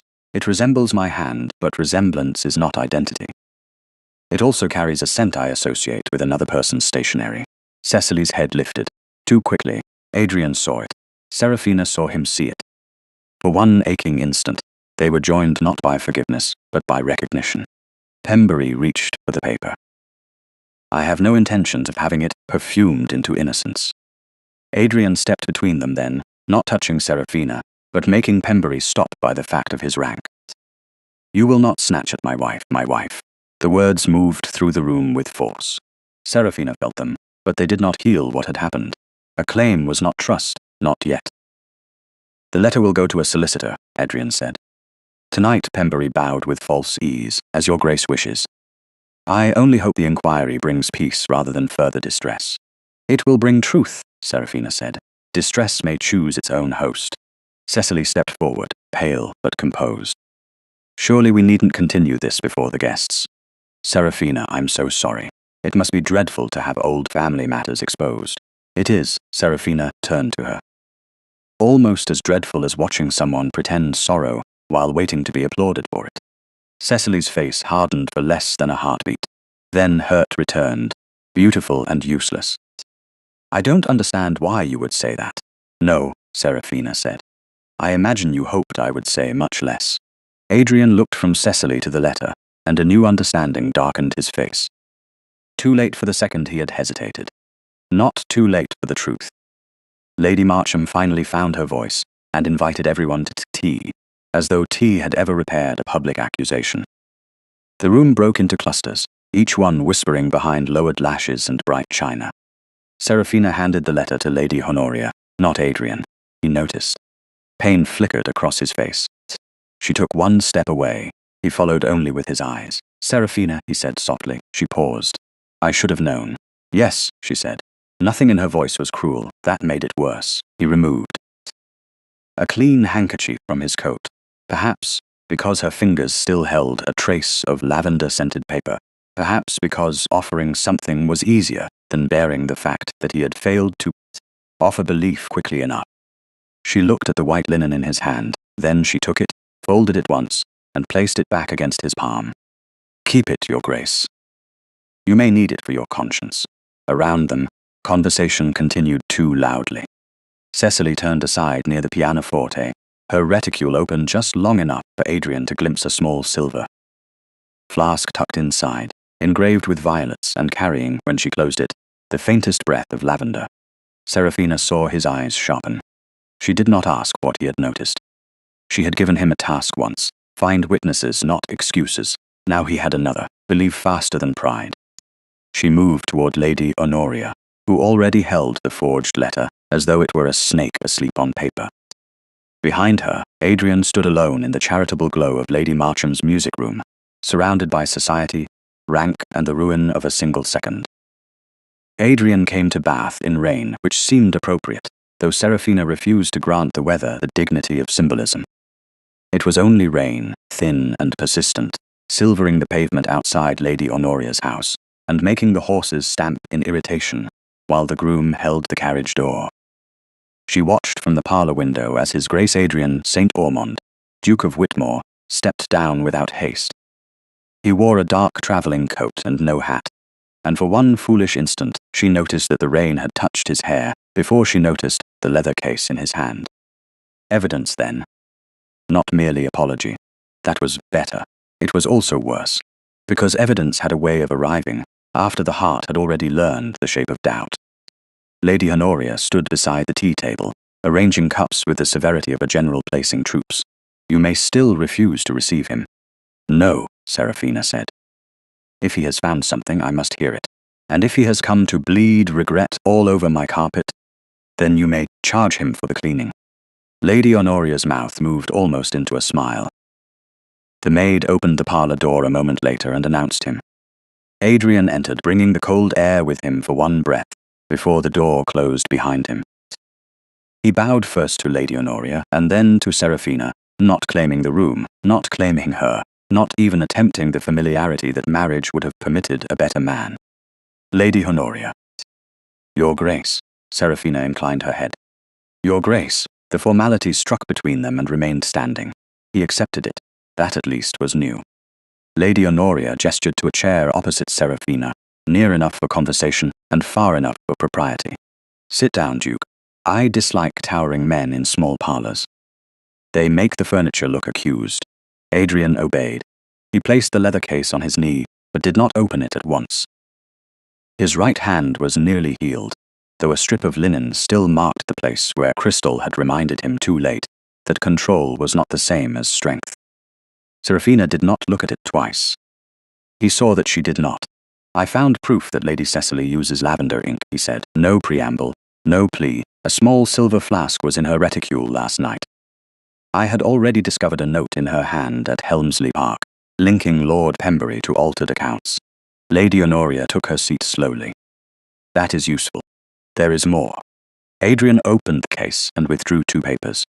Mr. Rusk, my former steward, handled estate correspondence that should have reached me. Some of Her Grace's concerns about irregular accounts were kept from me. Lord Pembury's name appears in connection with a transfer made before the marriage settlement was finalized. I have sent copies to my solicitor. He laid the papers on the low table, then withdrew his hand rather than pushing them towards Seraphina, as if she were a clerk summoned to approve his diligence. The forged letter from last night carries the same scent. I should have recognized that sooner. Seraphina looked at the papers. She did not touch them. Yes. The word was quiet. It hit him anyway. He accepted the blow without flinching into defense. I should have recognized more than scent. Lady Honoria poured tea. This is the part where men usually explain that shock rendered them temporarily stupid. Adrian looked at her. It did not. I was not shocked enough. That was the fault. Seraphina looked up despite herself. He was pale but composed, not cold. Composure, she was beginning to understand, could be a wall or a handrail. The letter resembled my hand, she said. It did, Adrian answered, and for 1 second you looked at it as though it might have been mine. The room became very still. Rain moved down the window in clear threads. Adrian's gaze did not shift. I did. The admission was so bare that it gave her nowhere to put the anger except where it belonged. That second was longer than the reading of the letter. I know, do you? Her voice did not rise. It did not need to. For 4 years I lived in a house where I was careful not to disturb your grief. I learned when to speak, when to be silent, where to stand, which rooms were memories I must not touch. I never asked for affection in public. I never demanded an answer before guests. I kept your servants paid when your steward delayed wages. I wrote to you about accounts and heard nothing back. Then a man with a scented forgery stands before London, and you need 1 second to decide whether I am capable of deceit. Adrian's face tightened, but he did not look wounded on his own behalf. That mattered. You are right. That does not repair it. No. Lady Honoria set a cup before him. Drink. It will give you something to do besides deserve this.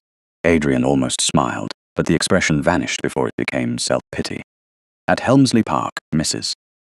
Beckett told me you restored the music room, he said to Seraphina. She should not have troubled you. She did not trouble me. She indicted me without raising her voice. Seraphina's fingers closed around her teacup. The room was not at fault for your pain. Nor were you. The words entered softly. They did not ask to be believed. I treated you as if you were the consequence of someone else's betrayal. I see that now. Seeing it now does not excuse failing to see it then. Seraphina looked away first, not because she yielded, but because truth spoken too late could still be painful. Lady Cecily always stood between us, she said. Not only in rooms, in every explanation I tried to offer. Adrian stilled. Tell me. There were letters I wrote about Mr. Rusk's delays. I asked whether Lord Pembury had any legitimate involvement with the settlement. I tried once to speak to you after a dinner in June, when I had seen Lady Cecily pass a note to Mr. Rusk in the corridor. You left the room with her before I reached you. I remember the dinner. Do you remember me? He closed his eyes once. When he opened them, remorse had sharpened into something steadier. No. That is the answer that shames me. Lady Honoria gave a small approving nod, as though honesty had passed an examination, but not yet earned a certificate. Before Seraphina could answer, the maid appeared with a note on a tray. A boy brought this to the kitchen door, my lady. He would not wait. Lady Honoria took it, read the first lines, and her mouth lost all humour. She handed it to Seraphina. The handwriting was narrow and slanted, the same as the earlier warning.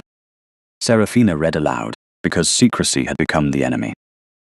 If her grace persists, Lady Honoria Vaney's old obligation to the Harbury estate will be recalled before those who remember her brother's disgrace.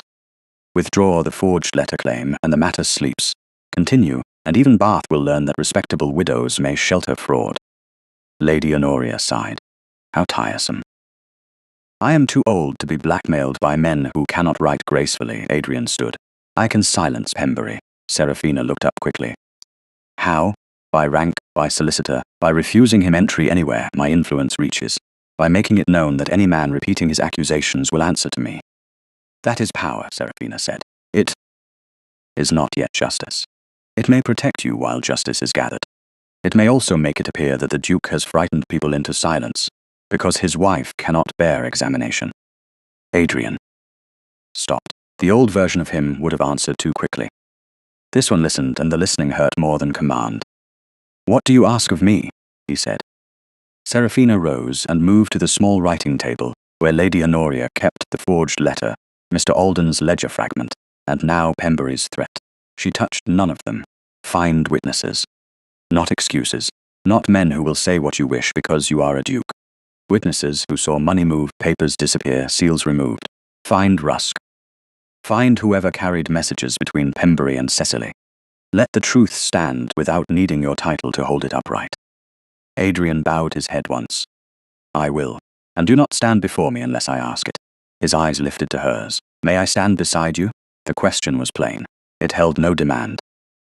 Seraphina felt the danger of it, because part of her wanted to answer from the memory of the man she had hoped he might become. She answered from the woman she had fought to remain. Not yet. He accepted that too. Then I will earn the right to ask again. Lady Honoria leaned back. Good. Now that the two of you have behaved with almost alarming sense, we must determine why. Pembury thinks my name useful. She rose, crossed to the old escritoire near the wall, and removed a small key from the chain at her waist. Years ago, after your father's death, Seraphina, I held a duplicate packet related to your mother's portion and your marriage settlement. I thought it unimportant once the marriage was complete. That may have been foolish. Nothing in this matter has been unimportant, Adrian said. Lady Honoria unlocked the escritoire. The hinge gave a soft complaint. Inside were tied letters, household bills, a miniature in a cracked case, and a flat packet wrapped in blue paper. She drew it out and placed it on the table. The ribbon was intact, the wax was not. Where the original seal should have held the fold closed, only a torn, dull mark remained. Someone had cut it away. Seraphina stared at the mutilated paper. Adrian's expression hardened, not with anger alone, but with the recognition of a path finally visible. Lady Honoria touched the missing seal with one fingertip. Well, she said softly. It seems the past has been opened before us. Seraphina looked at Adrian. This time he did not reach for the packet. He waited. Only when she gave the smallest nod did he step closer. The missing seal changed the shape of every silence in Lady Honoria's parlour. Before, the forged letters had been cruel. The threats had been brazen. Now the torn packet proved something colder, that someone had entered the past with a knife, removed what could identify truth, and trusted grief, rank, and habit to keep every decent person looking elsewhere. Seraphina did not sleep that night. She sat by the small parlour fire, while Lady Honoria dozed in a chair, and Mr. Alden's memoranda lay sorted on the table beside the mutilated packet. Adrian remained at a nearby inn because propriety required distance, and because Seraphina had not asked him to stay. Yet before he left, he had stood in Lady Honoria's doorway and accepted her instructions as if receiving terms after surrender. No men near the square, no commands sent in her name. No confrontation without her consent. He had bowed and said, "I understand." She had believed he meant it. Belief, however, was not the same as trust.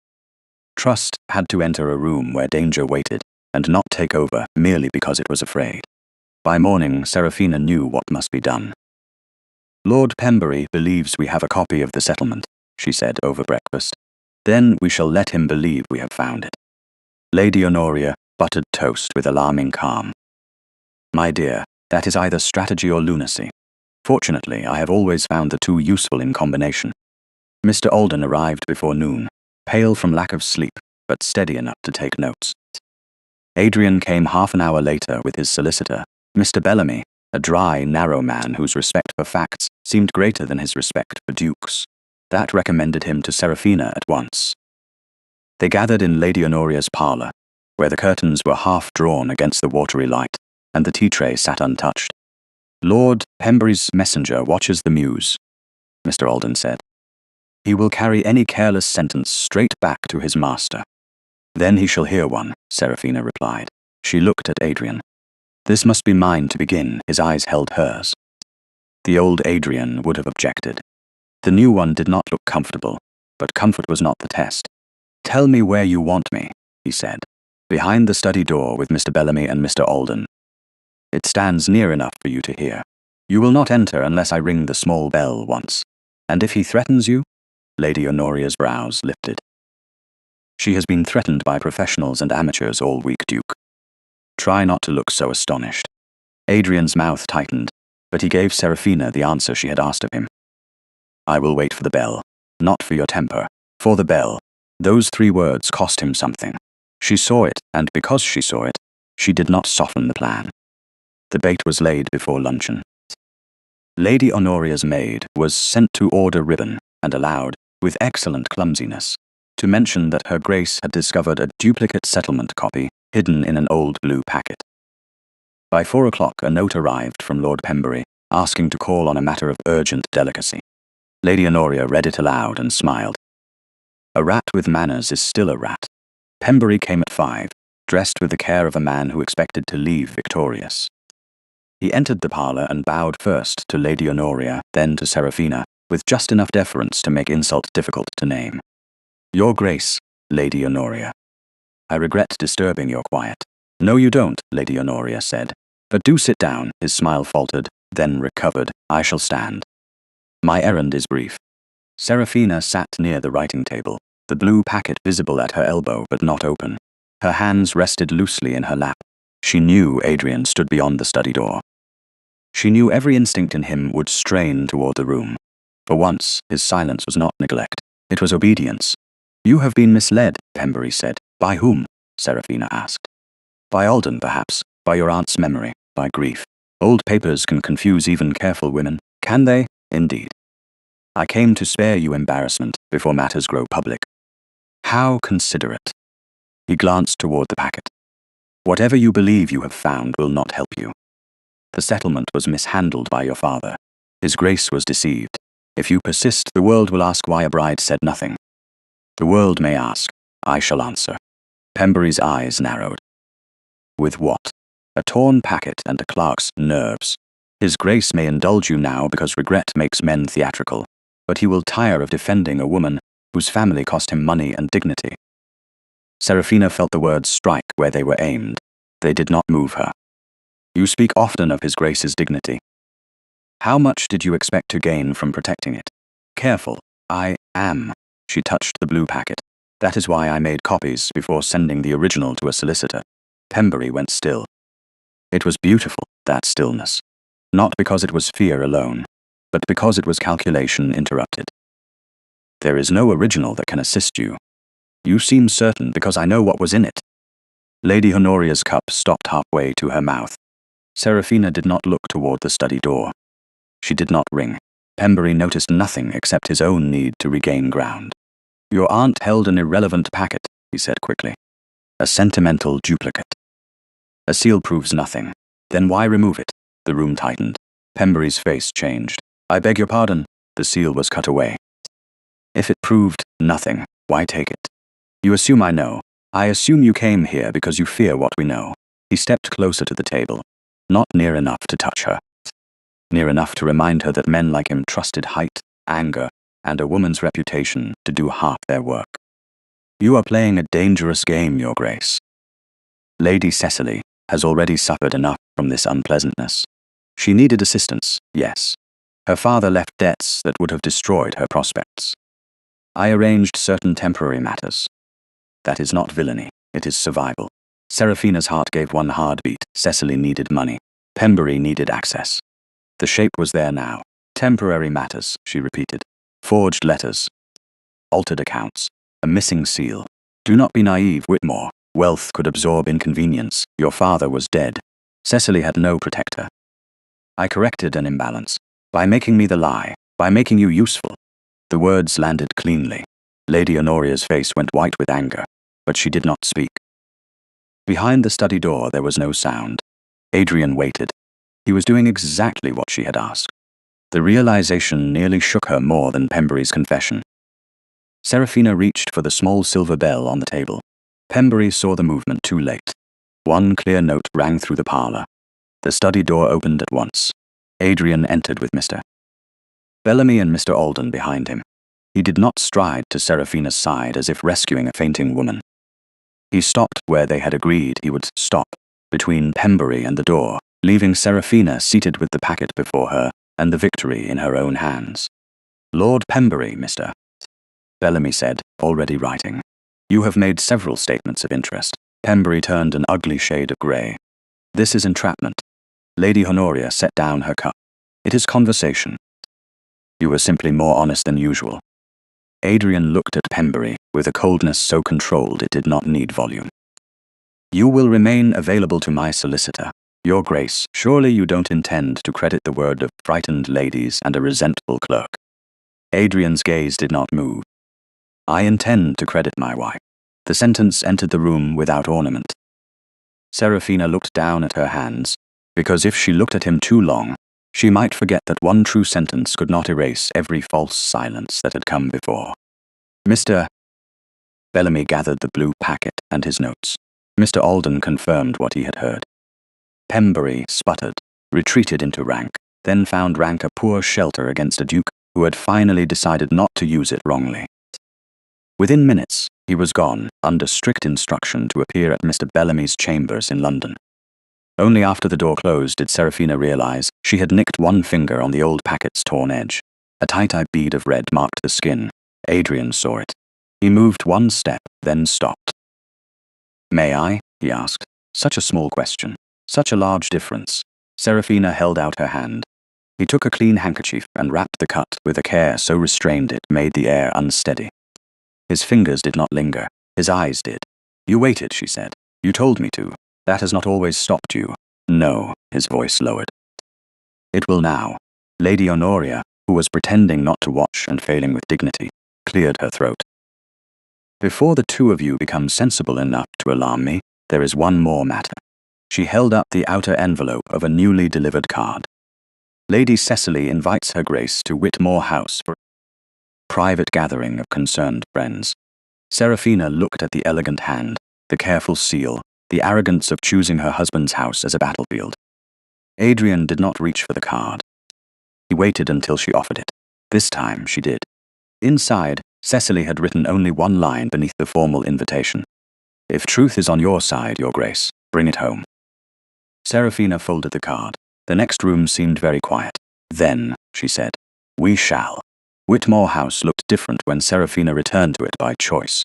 The lamps burned as before. Marble steps had been washed to the same pale gleam, and the brass on the front door shone with the ruthless pride of a great London house. Yet nothing in her body answered it as home. Not yet. She sat in Lady Honoria's carriage, with her gloved hands folded in her lap, and the invitation from Lady Cecily Marlowe tucked inside her reticule. No ring circled her finger. No ducal diamonds weighed at her throat. She wore deep garnet silk because it neither apologized nor begged to be admired, and Lady Honoria had declared that a woman walking into a battlefield should not dress like a ghost. Adrian's carriage stood behind them, not before. He had not insisted they arrive together. He had not sent his crest ahead as a shield.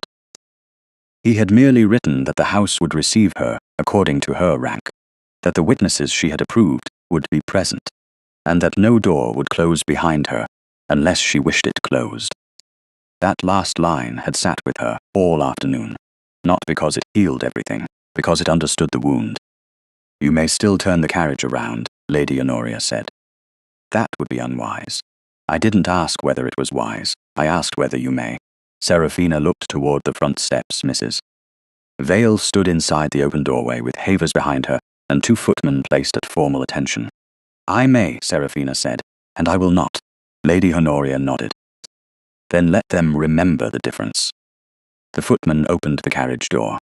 For one breath, Serafina remained seated, not from fear, but to feel the truth of the choice.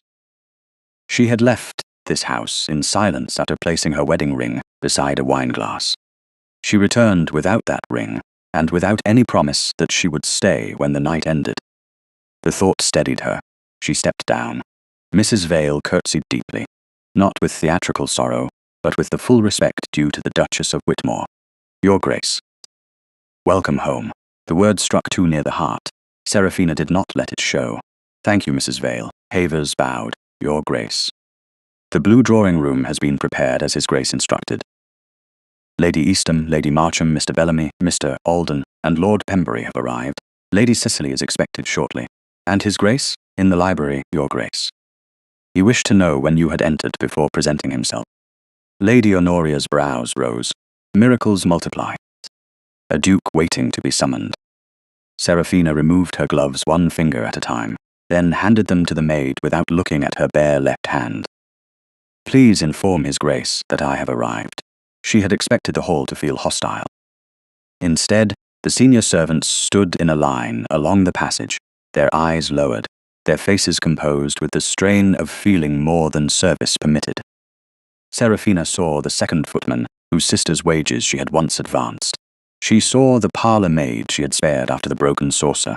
She saw Mrs. Vale holding herself with a dignity that seemed almost like defence.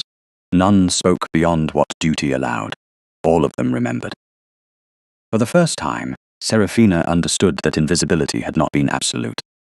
It had only been enforced from the wrong height. Adrian entered from the library. He stopped at a distance that gave her room to refuse him. His black coat was severe, his expression controlled, but not cold. His gaze moved once to her unringed hand, then rose to her face, and stayed there. "Your Grace. Your Grace." Lady Honoria looked between them with an expression that suggested she would tolerate ceremony for only so long before improving it with a knife. Adrian turned slightly toward the library door. "May I speak with you before the others are assembled?" "Lady Honoria may remain." Serafina considered him. "You may." In the library, the fire had been lit, but the room no longer smelled of sealed anger and unused air. The desk had been cleared except for a small velvet case placed at its center. Serafina knew what lay inside before Adrian touched it. He did not open it at once. "I have kept your ring here," he said. "Not in my pocket, not in my hand. Here." "Why?" "Because I needed to stop carrying it as though grief gave me a right to it." The simplicity of the answer unsettled her more than eloquence would have done. He opened the velvet case. The ring rested against dark blue lining, bright and terrible, the gold band holding the words she had worn alone. "It will not touch your hand again unless you choose it," he said. "Not tonight. Not for society. Not because I wish to undo the sight of you without it." Serafina looked at the ring. The absence on her finger seemed to throb, but she did not reach for it. "You understand that tonight is not about our marriage. Yes, it is about my name. Yes, and if my name is restored, that does not restore us." His eyes held hers. "I know. Do you?" he breathed once slowly. "I am learning the difference between wanting forgiveness and deserving it. Tonight, I will protect the truth. I will not demand what only you can give." Lady Honoria, from the chair near the hearth, said, That is a better sentence than most men manage before supper. Adrian almost smiled. Serafina did not, but something in the room loosened. She closed the velvet case with 2 fingers. Then let it wait, as you wish. He took the case and placed it in the drawer of the desk, leaving the key beside Serafina rather than putting it in his own pocket. The gesture was small. It was not small. The witnesses? She asked. Adrian straightened. Lady Eastham, because she saw the letter read and has enough rank to make denial difficult. Lady Marcham, because her house was used. Mr. Bellamy and Mr. Alden for the papers. Mrs. Vale and Mrs. Beckett's written statement for the household accounts. Lord Pembury, because he must face what he said. Cecily, because she asked for truth to come home. And the room, arranged by rank, no one below you, will be placed as though judging you. Lord Pembury will stand when questioned. Cecily will not preside. Serafina met his eyes. Good.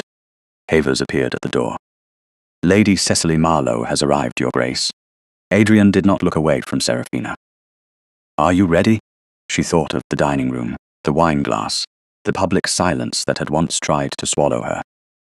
Then she thought of Bath, Lady Honoria's steady voice, the widow saved from a debt note, Adrian waiting behind a door until she rang. Yes, she said. The blue drawing room had been remade into a chamber of consequence.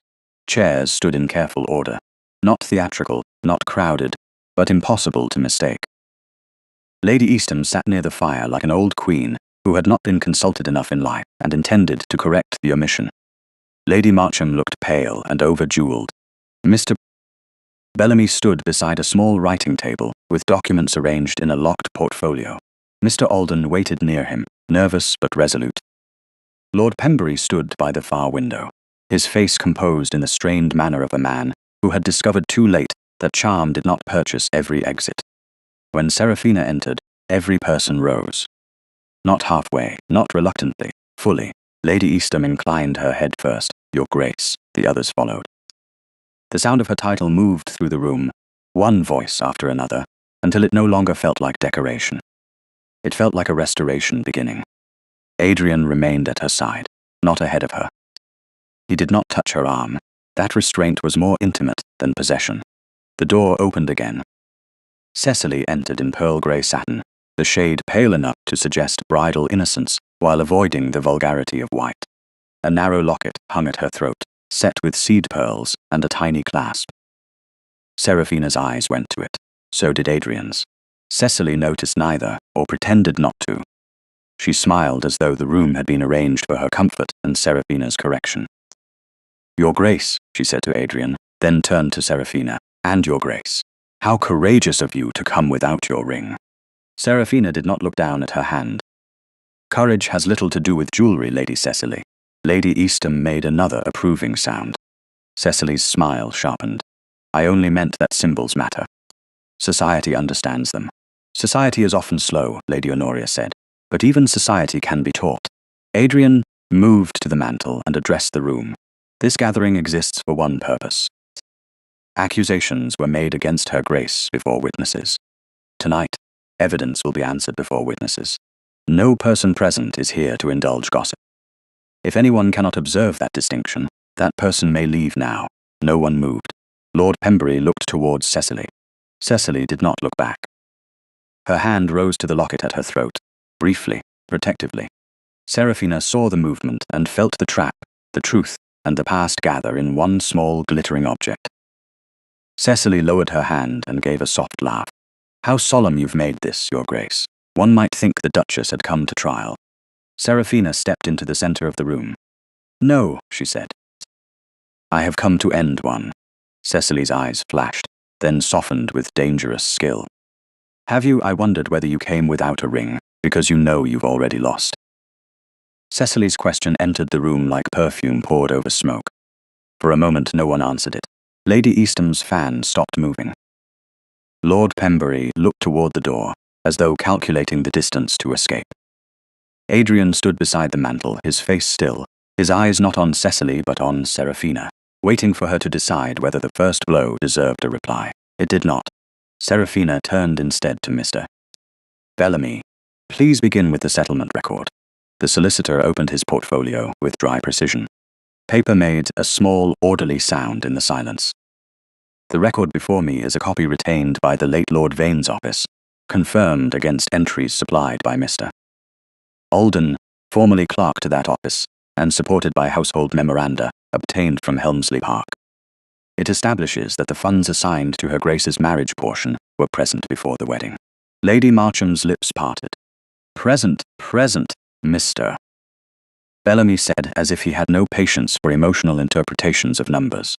Not missing, not concealed by Her Grace. Redirected. Lord Pembury gave a short laugh.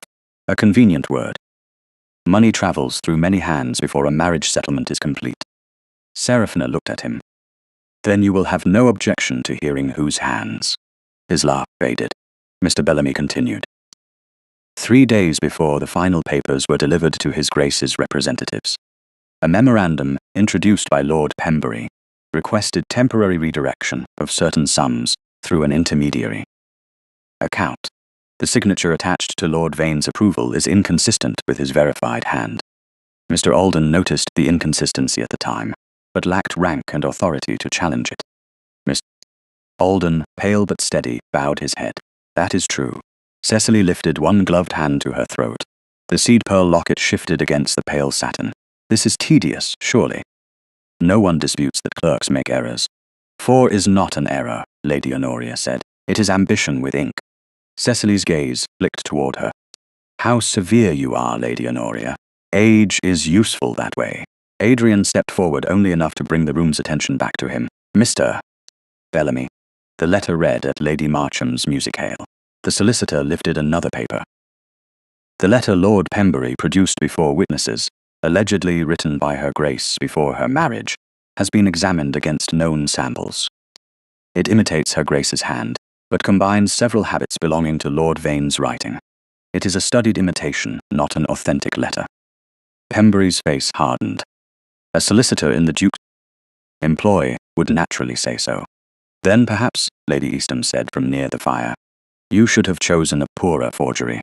The room went very quiet again, but this time the quiet did not belong to fear. It belonged to judgment.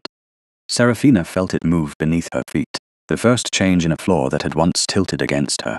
Cecily recovered first. Even if the letter is mistaken, Her Grace's family affairs were clearly compromised. One cannot blame society for wondering what she knew. Seraphina turned to her. One may blame society for preferring wonder to evidence. Cecily smiled sadly. You speak as though you've been persecuted. I've only ever pitied you. Yes, Seraphina said. That was one of your cruelties. A murmur passed through the room. Cecily's eyes flashed. I won't be insulted because your marriage failed. Adrian's voice cut through the words, low and controlled. My marriage did not fail because of my wife. Cecily looked at him quickly. So did everyone else. He moved from the mantel into the center of the room, not between Seraphina and the others, but beside her, with enough space left for choice. The shame in this house was never my wife. It was my failure to honor her. The sentence seemed to strike the walls and return changed. Lady Marcham lowered her eyes. Mr. Alden stared at the floor. Lady Eastham watched Adrian as though he had finally said something worth hearing. Seraphina did not move. If she let herself feel the full force of it now, she might forget that public truth was not the same as private repair. Yet the words entered her all the same. Not as rescue, as record. Cecily's composure thinned. How noble. A duke confessing neglect so everyone may admire him for it. Do not mistake accountability for theatre, Adrian said. I learned that from my wife. Cecily's hand returned to the locket. Seraphina saw it, and this time she did not look away. Lady Cecily, your locket is very pretty. The change was so sudden that several faces turned toward the pearls at Cecily's throat. Cecily's fingers closed around it. Thank you. I fail to see its relevance. The missing seal from Lady Honoria's packet was cut away. We have wondered where a person might hide so small a thing. Cecily laughed, but no warmth reached the sound.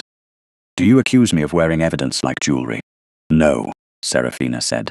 I ask you to open it. I will do no such thing. Lady Eastham's fan opened with a snap. A refusal is not flattering, Lady Cecily. Pembury stepped forward. This has gone too far. Adrian looked at him. You will stand where you are. Rank held the man still more effectively than any hand could have done. Cecily's colour had begun to rise beneath her powder. "You cannot demand this." "No," Adrian said. "I cannot.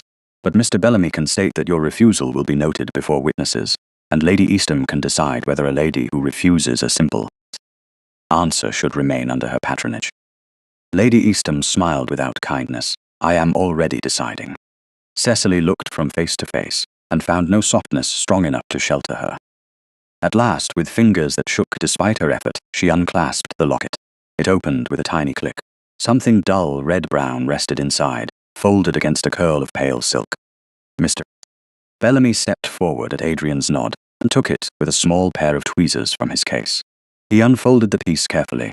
"Wax," he said, bearing part of a seal impression. Lady Honoria exhaled once. "Not triumph, release. The vein seal," Mr. Alden leaned closer, "and the mark from the packet. It matches the cut edge." Cecily's mouth trembled, then hardened. "I kept it because Lord Pembury gave it to me. I didn't know what it meant." Pembury turned on her. Cecily, the use of her name ruined them both. Adrian saw it. Everyone did. Cecily's eyes blazed. "Don't you dare." Mr. Bellamy removed a second small paper from the locket. "There is also a note." Cecily went white. Adrian's face did not change, but his hand closed once at his side. Mr. Bellamy read, "The seal is secured. If the forged letter is questioned, insist the Duchess knew of the delayed sums." Pembury, Lord Pembury's composure collapsed into indignation. "That is not my hand," Mr. Alden spoke, quiet but firm. "It is the same hand as the memorandum brought to Lord Vane's office." Lady Marcham whispered, "Merciful heavens." Lady Honoria gave her a look. "Mercy has been absent. Let us not summon it only for the guilty." Cecily stood very still, no longer porcelain, no longer wounded, only frightened and furious. "You have all decided what you wish to believe." Seraphina met her eyes. "No. That was what you counted on society doing to me." The words landed without ornament. Cecily looked away first. That was the moment the room changed completely. Not with applause, not with dramatic cries, with alignment. Lady Marcham rose and curtsied to Seraphina, shallow at first, then deeper when Lady Eastham's gaze sharpened. "Your Grace, I owe you an apology. My house was used to distress you, and I permitted it." "You did?" Seraphina said. "I am sorry, then correct what was said there." Lady Marcham swallowed. "I will." Lady Eastham rose next. "Any invitation under my influence will be closed to Lady Cecily Marlowe until this matter is answered to my satisfaction. Lord Pembury will find fewer doors open than he expects." Pembury gave a strangled sound. "This is social murder over private papers." Adrian turned to him. "No, it is consequence. Mr. Bellamy will expect you at his chambers tomorrow. If repayment, sworn statements, and surrender of all related correspondence are not arranged, the matter will proceed where your dignity cannot bargain with drawing rooms. Mr. Bellamy closed his portfolio. "Chancery is slow, my lord, but it is not always blind." Cecily took one step toward Adrian. "After everything, you'll ruin me for her." He looked at Seraphina before he answered, not for permission to speak, but because truth belonged first to the woman harmed by lies.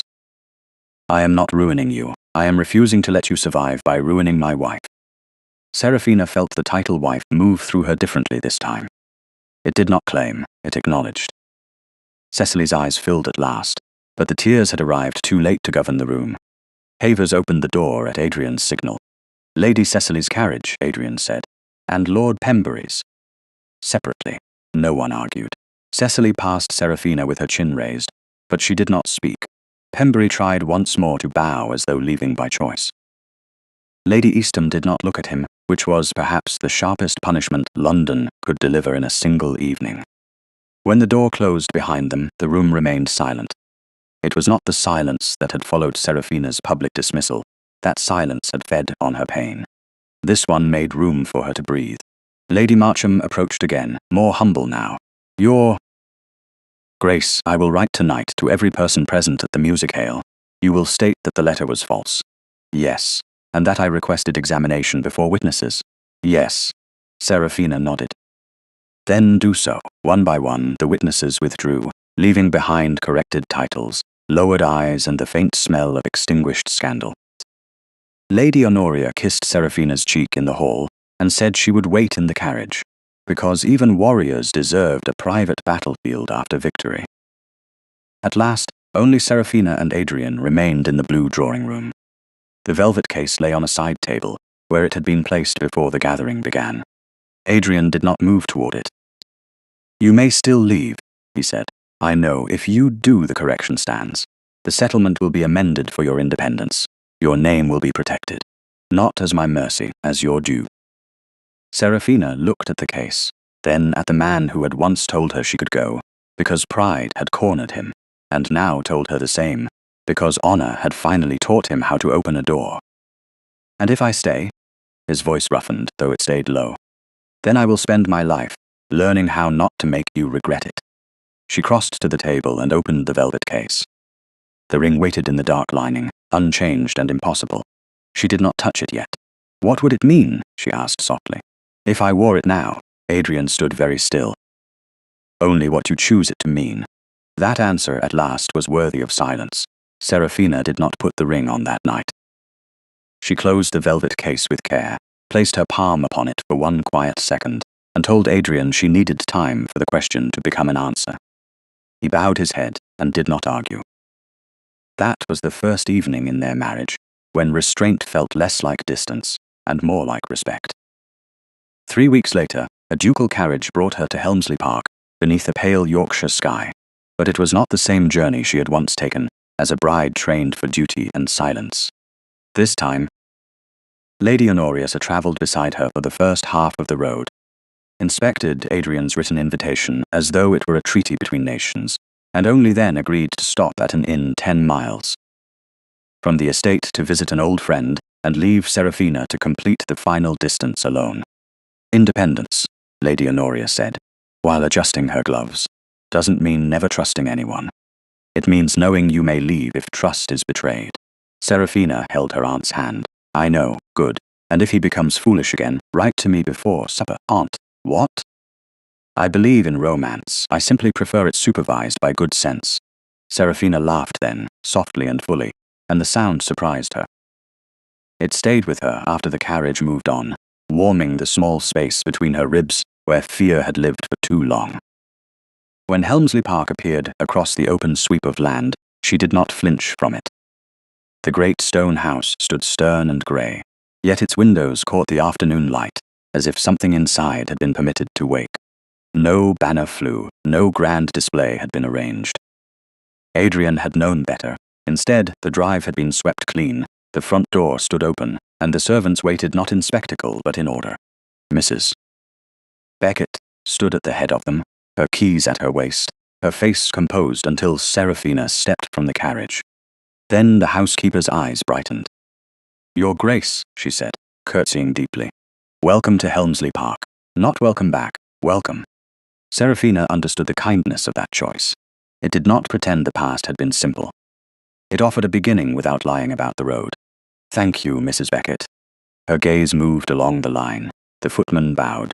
The maids curtsied.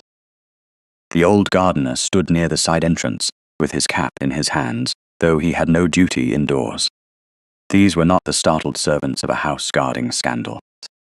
They were people who had seen quiet labor, had remembered it, and now stood witness to its return. Adrian waited in the hall, not on the steps, not outside, like a man displaying possession before his household. He stood within the house, leaving the threshold hers to cross. He wore a dark coat, and the severity of him had softened only in the eyes. "Your Grace," he said. "Your Grace," she answered. The servants heard formality. Serafina heard patience beneath it. Adrian turned slightly. "Mrs. Beckett has prepared the morning room for tea, if you wish to rest first. Or I can show you what has been changed." "Changed? Opened," he said. "That may be the better word." She followed him through the west corridor, past the portraits that once seemed to judge every living person for breathing too loudly. The doors at the end stood open. The music room was warm with late light, not transformed beyond recognition, restored. The curtains had been cleaned, the carpet mended, the pianoforte polished, and a modest fire burned in the hearth. On a nearby table lay several letters, stacked and sealed, not hidden. Adrian stopped before them. "Copies have gone to Lady Eastham, Lady Marcham, and every patroness who received the false account. Mr. Bellamy has secured Pembury's sworn statement and repayment terms." If he breaks them, Chancery will receive the matter. Cecily has left London for a cousin's house in Kent. No hostess of consequence will receive her until the truth is answered publicly and properly. Serafina looked at the letters, then at him. You did not need to tell me all of that in the first minute. No, he said. But I needed you to know the correction did not end when witnesses left the room. And the settlement? He moved to the table and lifted a folded document, but he did not place it in her hands until she extended them. Amended. Your allowance is secured independently. Certain jewels are yours outright, not held at my pleasure. Helmsley Park's household accounts will be reviewed by a steward you approve. If you choose to live apart at any time, arrangements are already made without requiring you to ask my permission. Serafina read the first lines. The language was formal, dry, and deeply unromantic. It nearly made her weep. You have built me a door, Adrian's voice lowered. I should never have made you need one. She looked down at the paper until the words steadied. Thank you. It isn't generosity.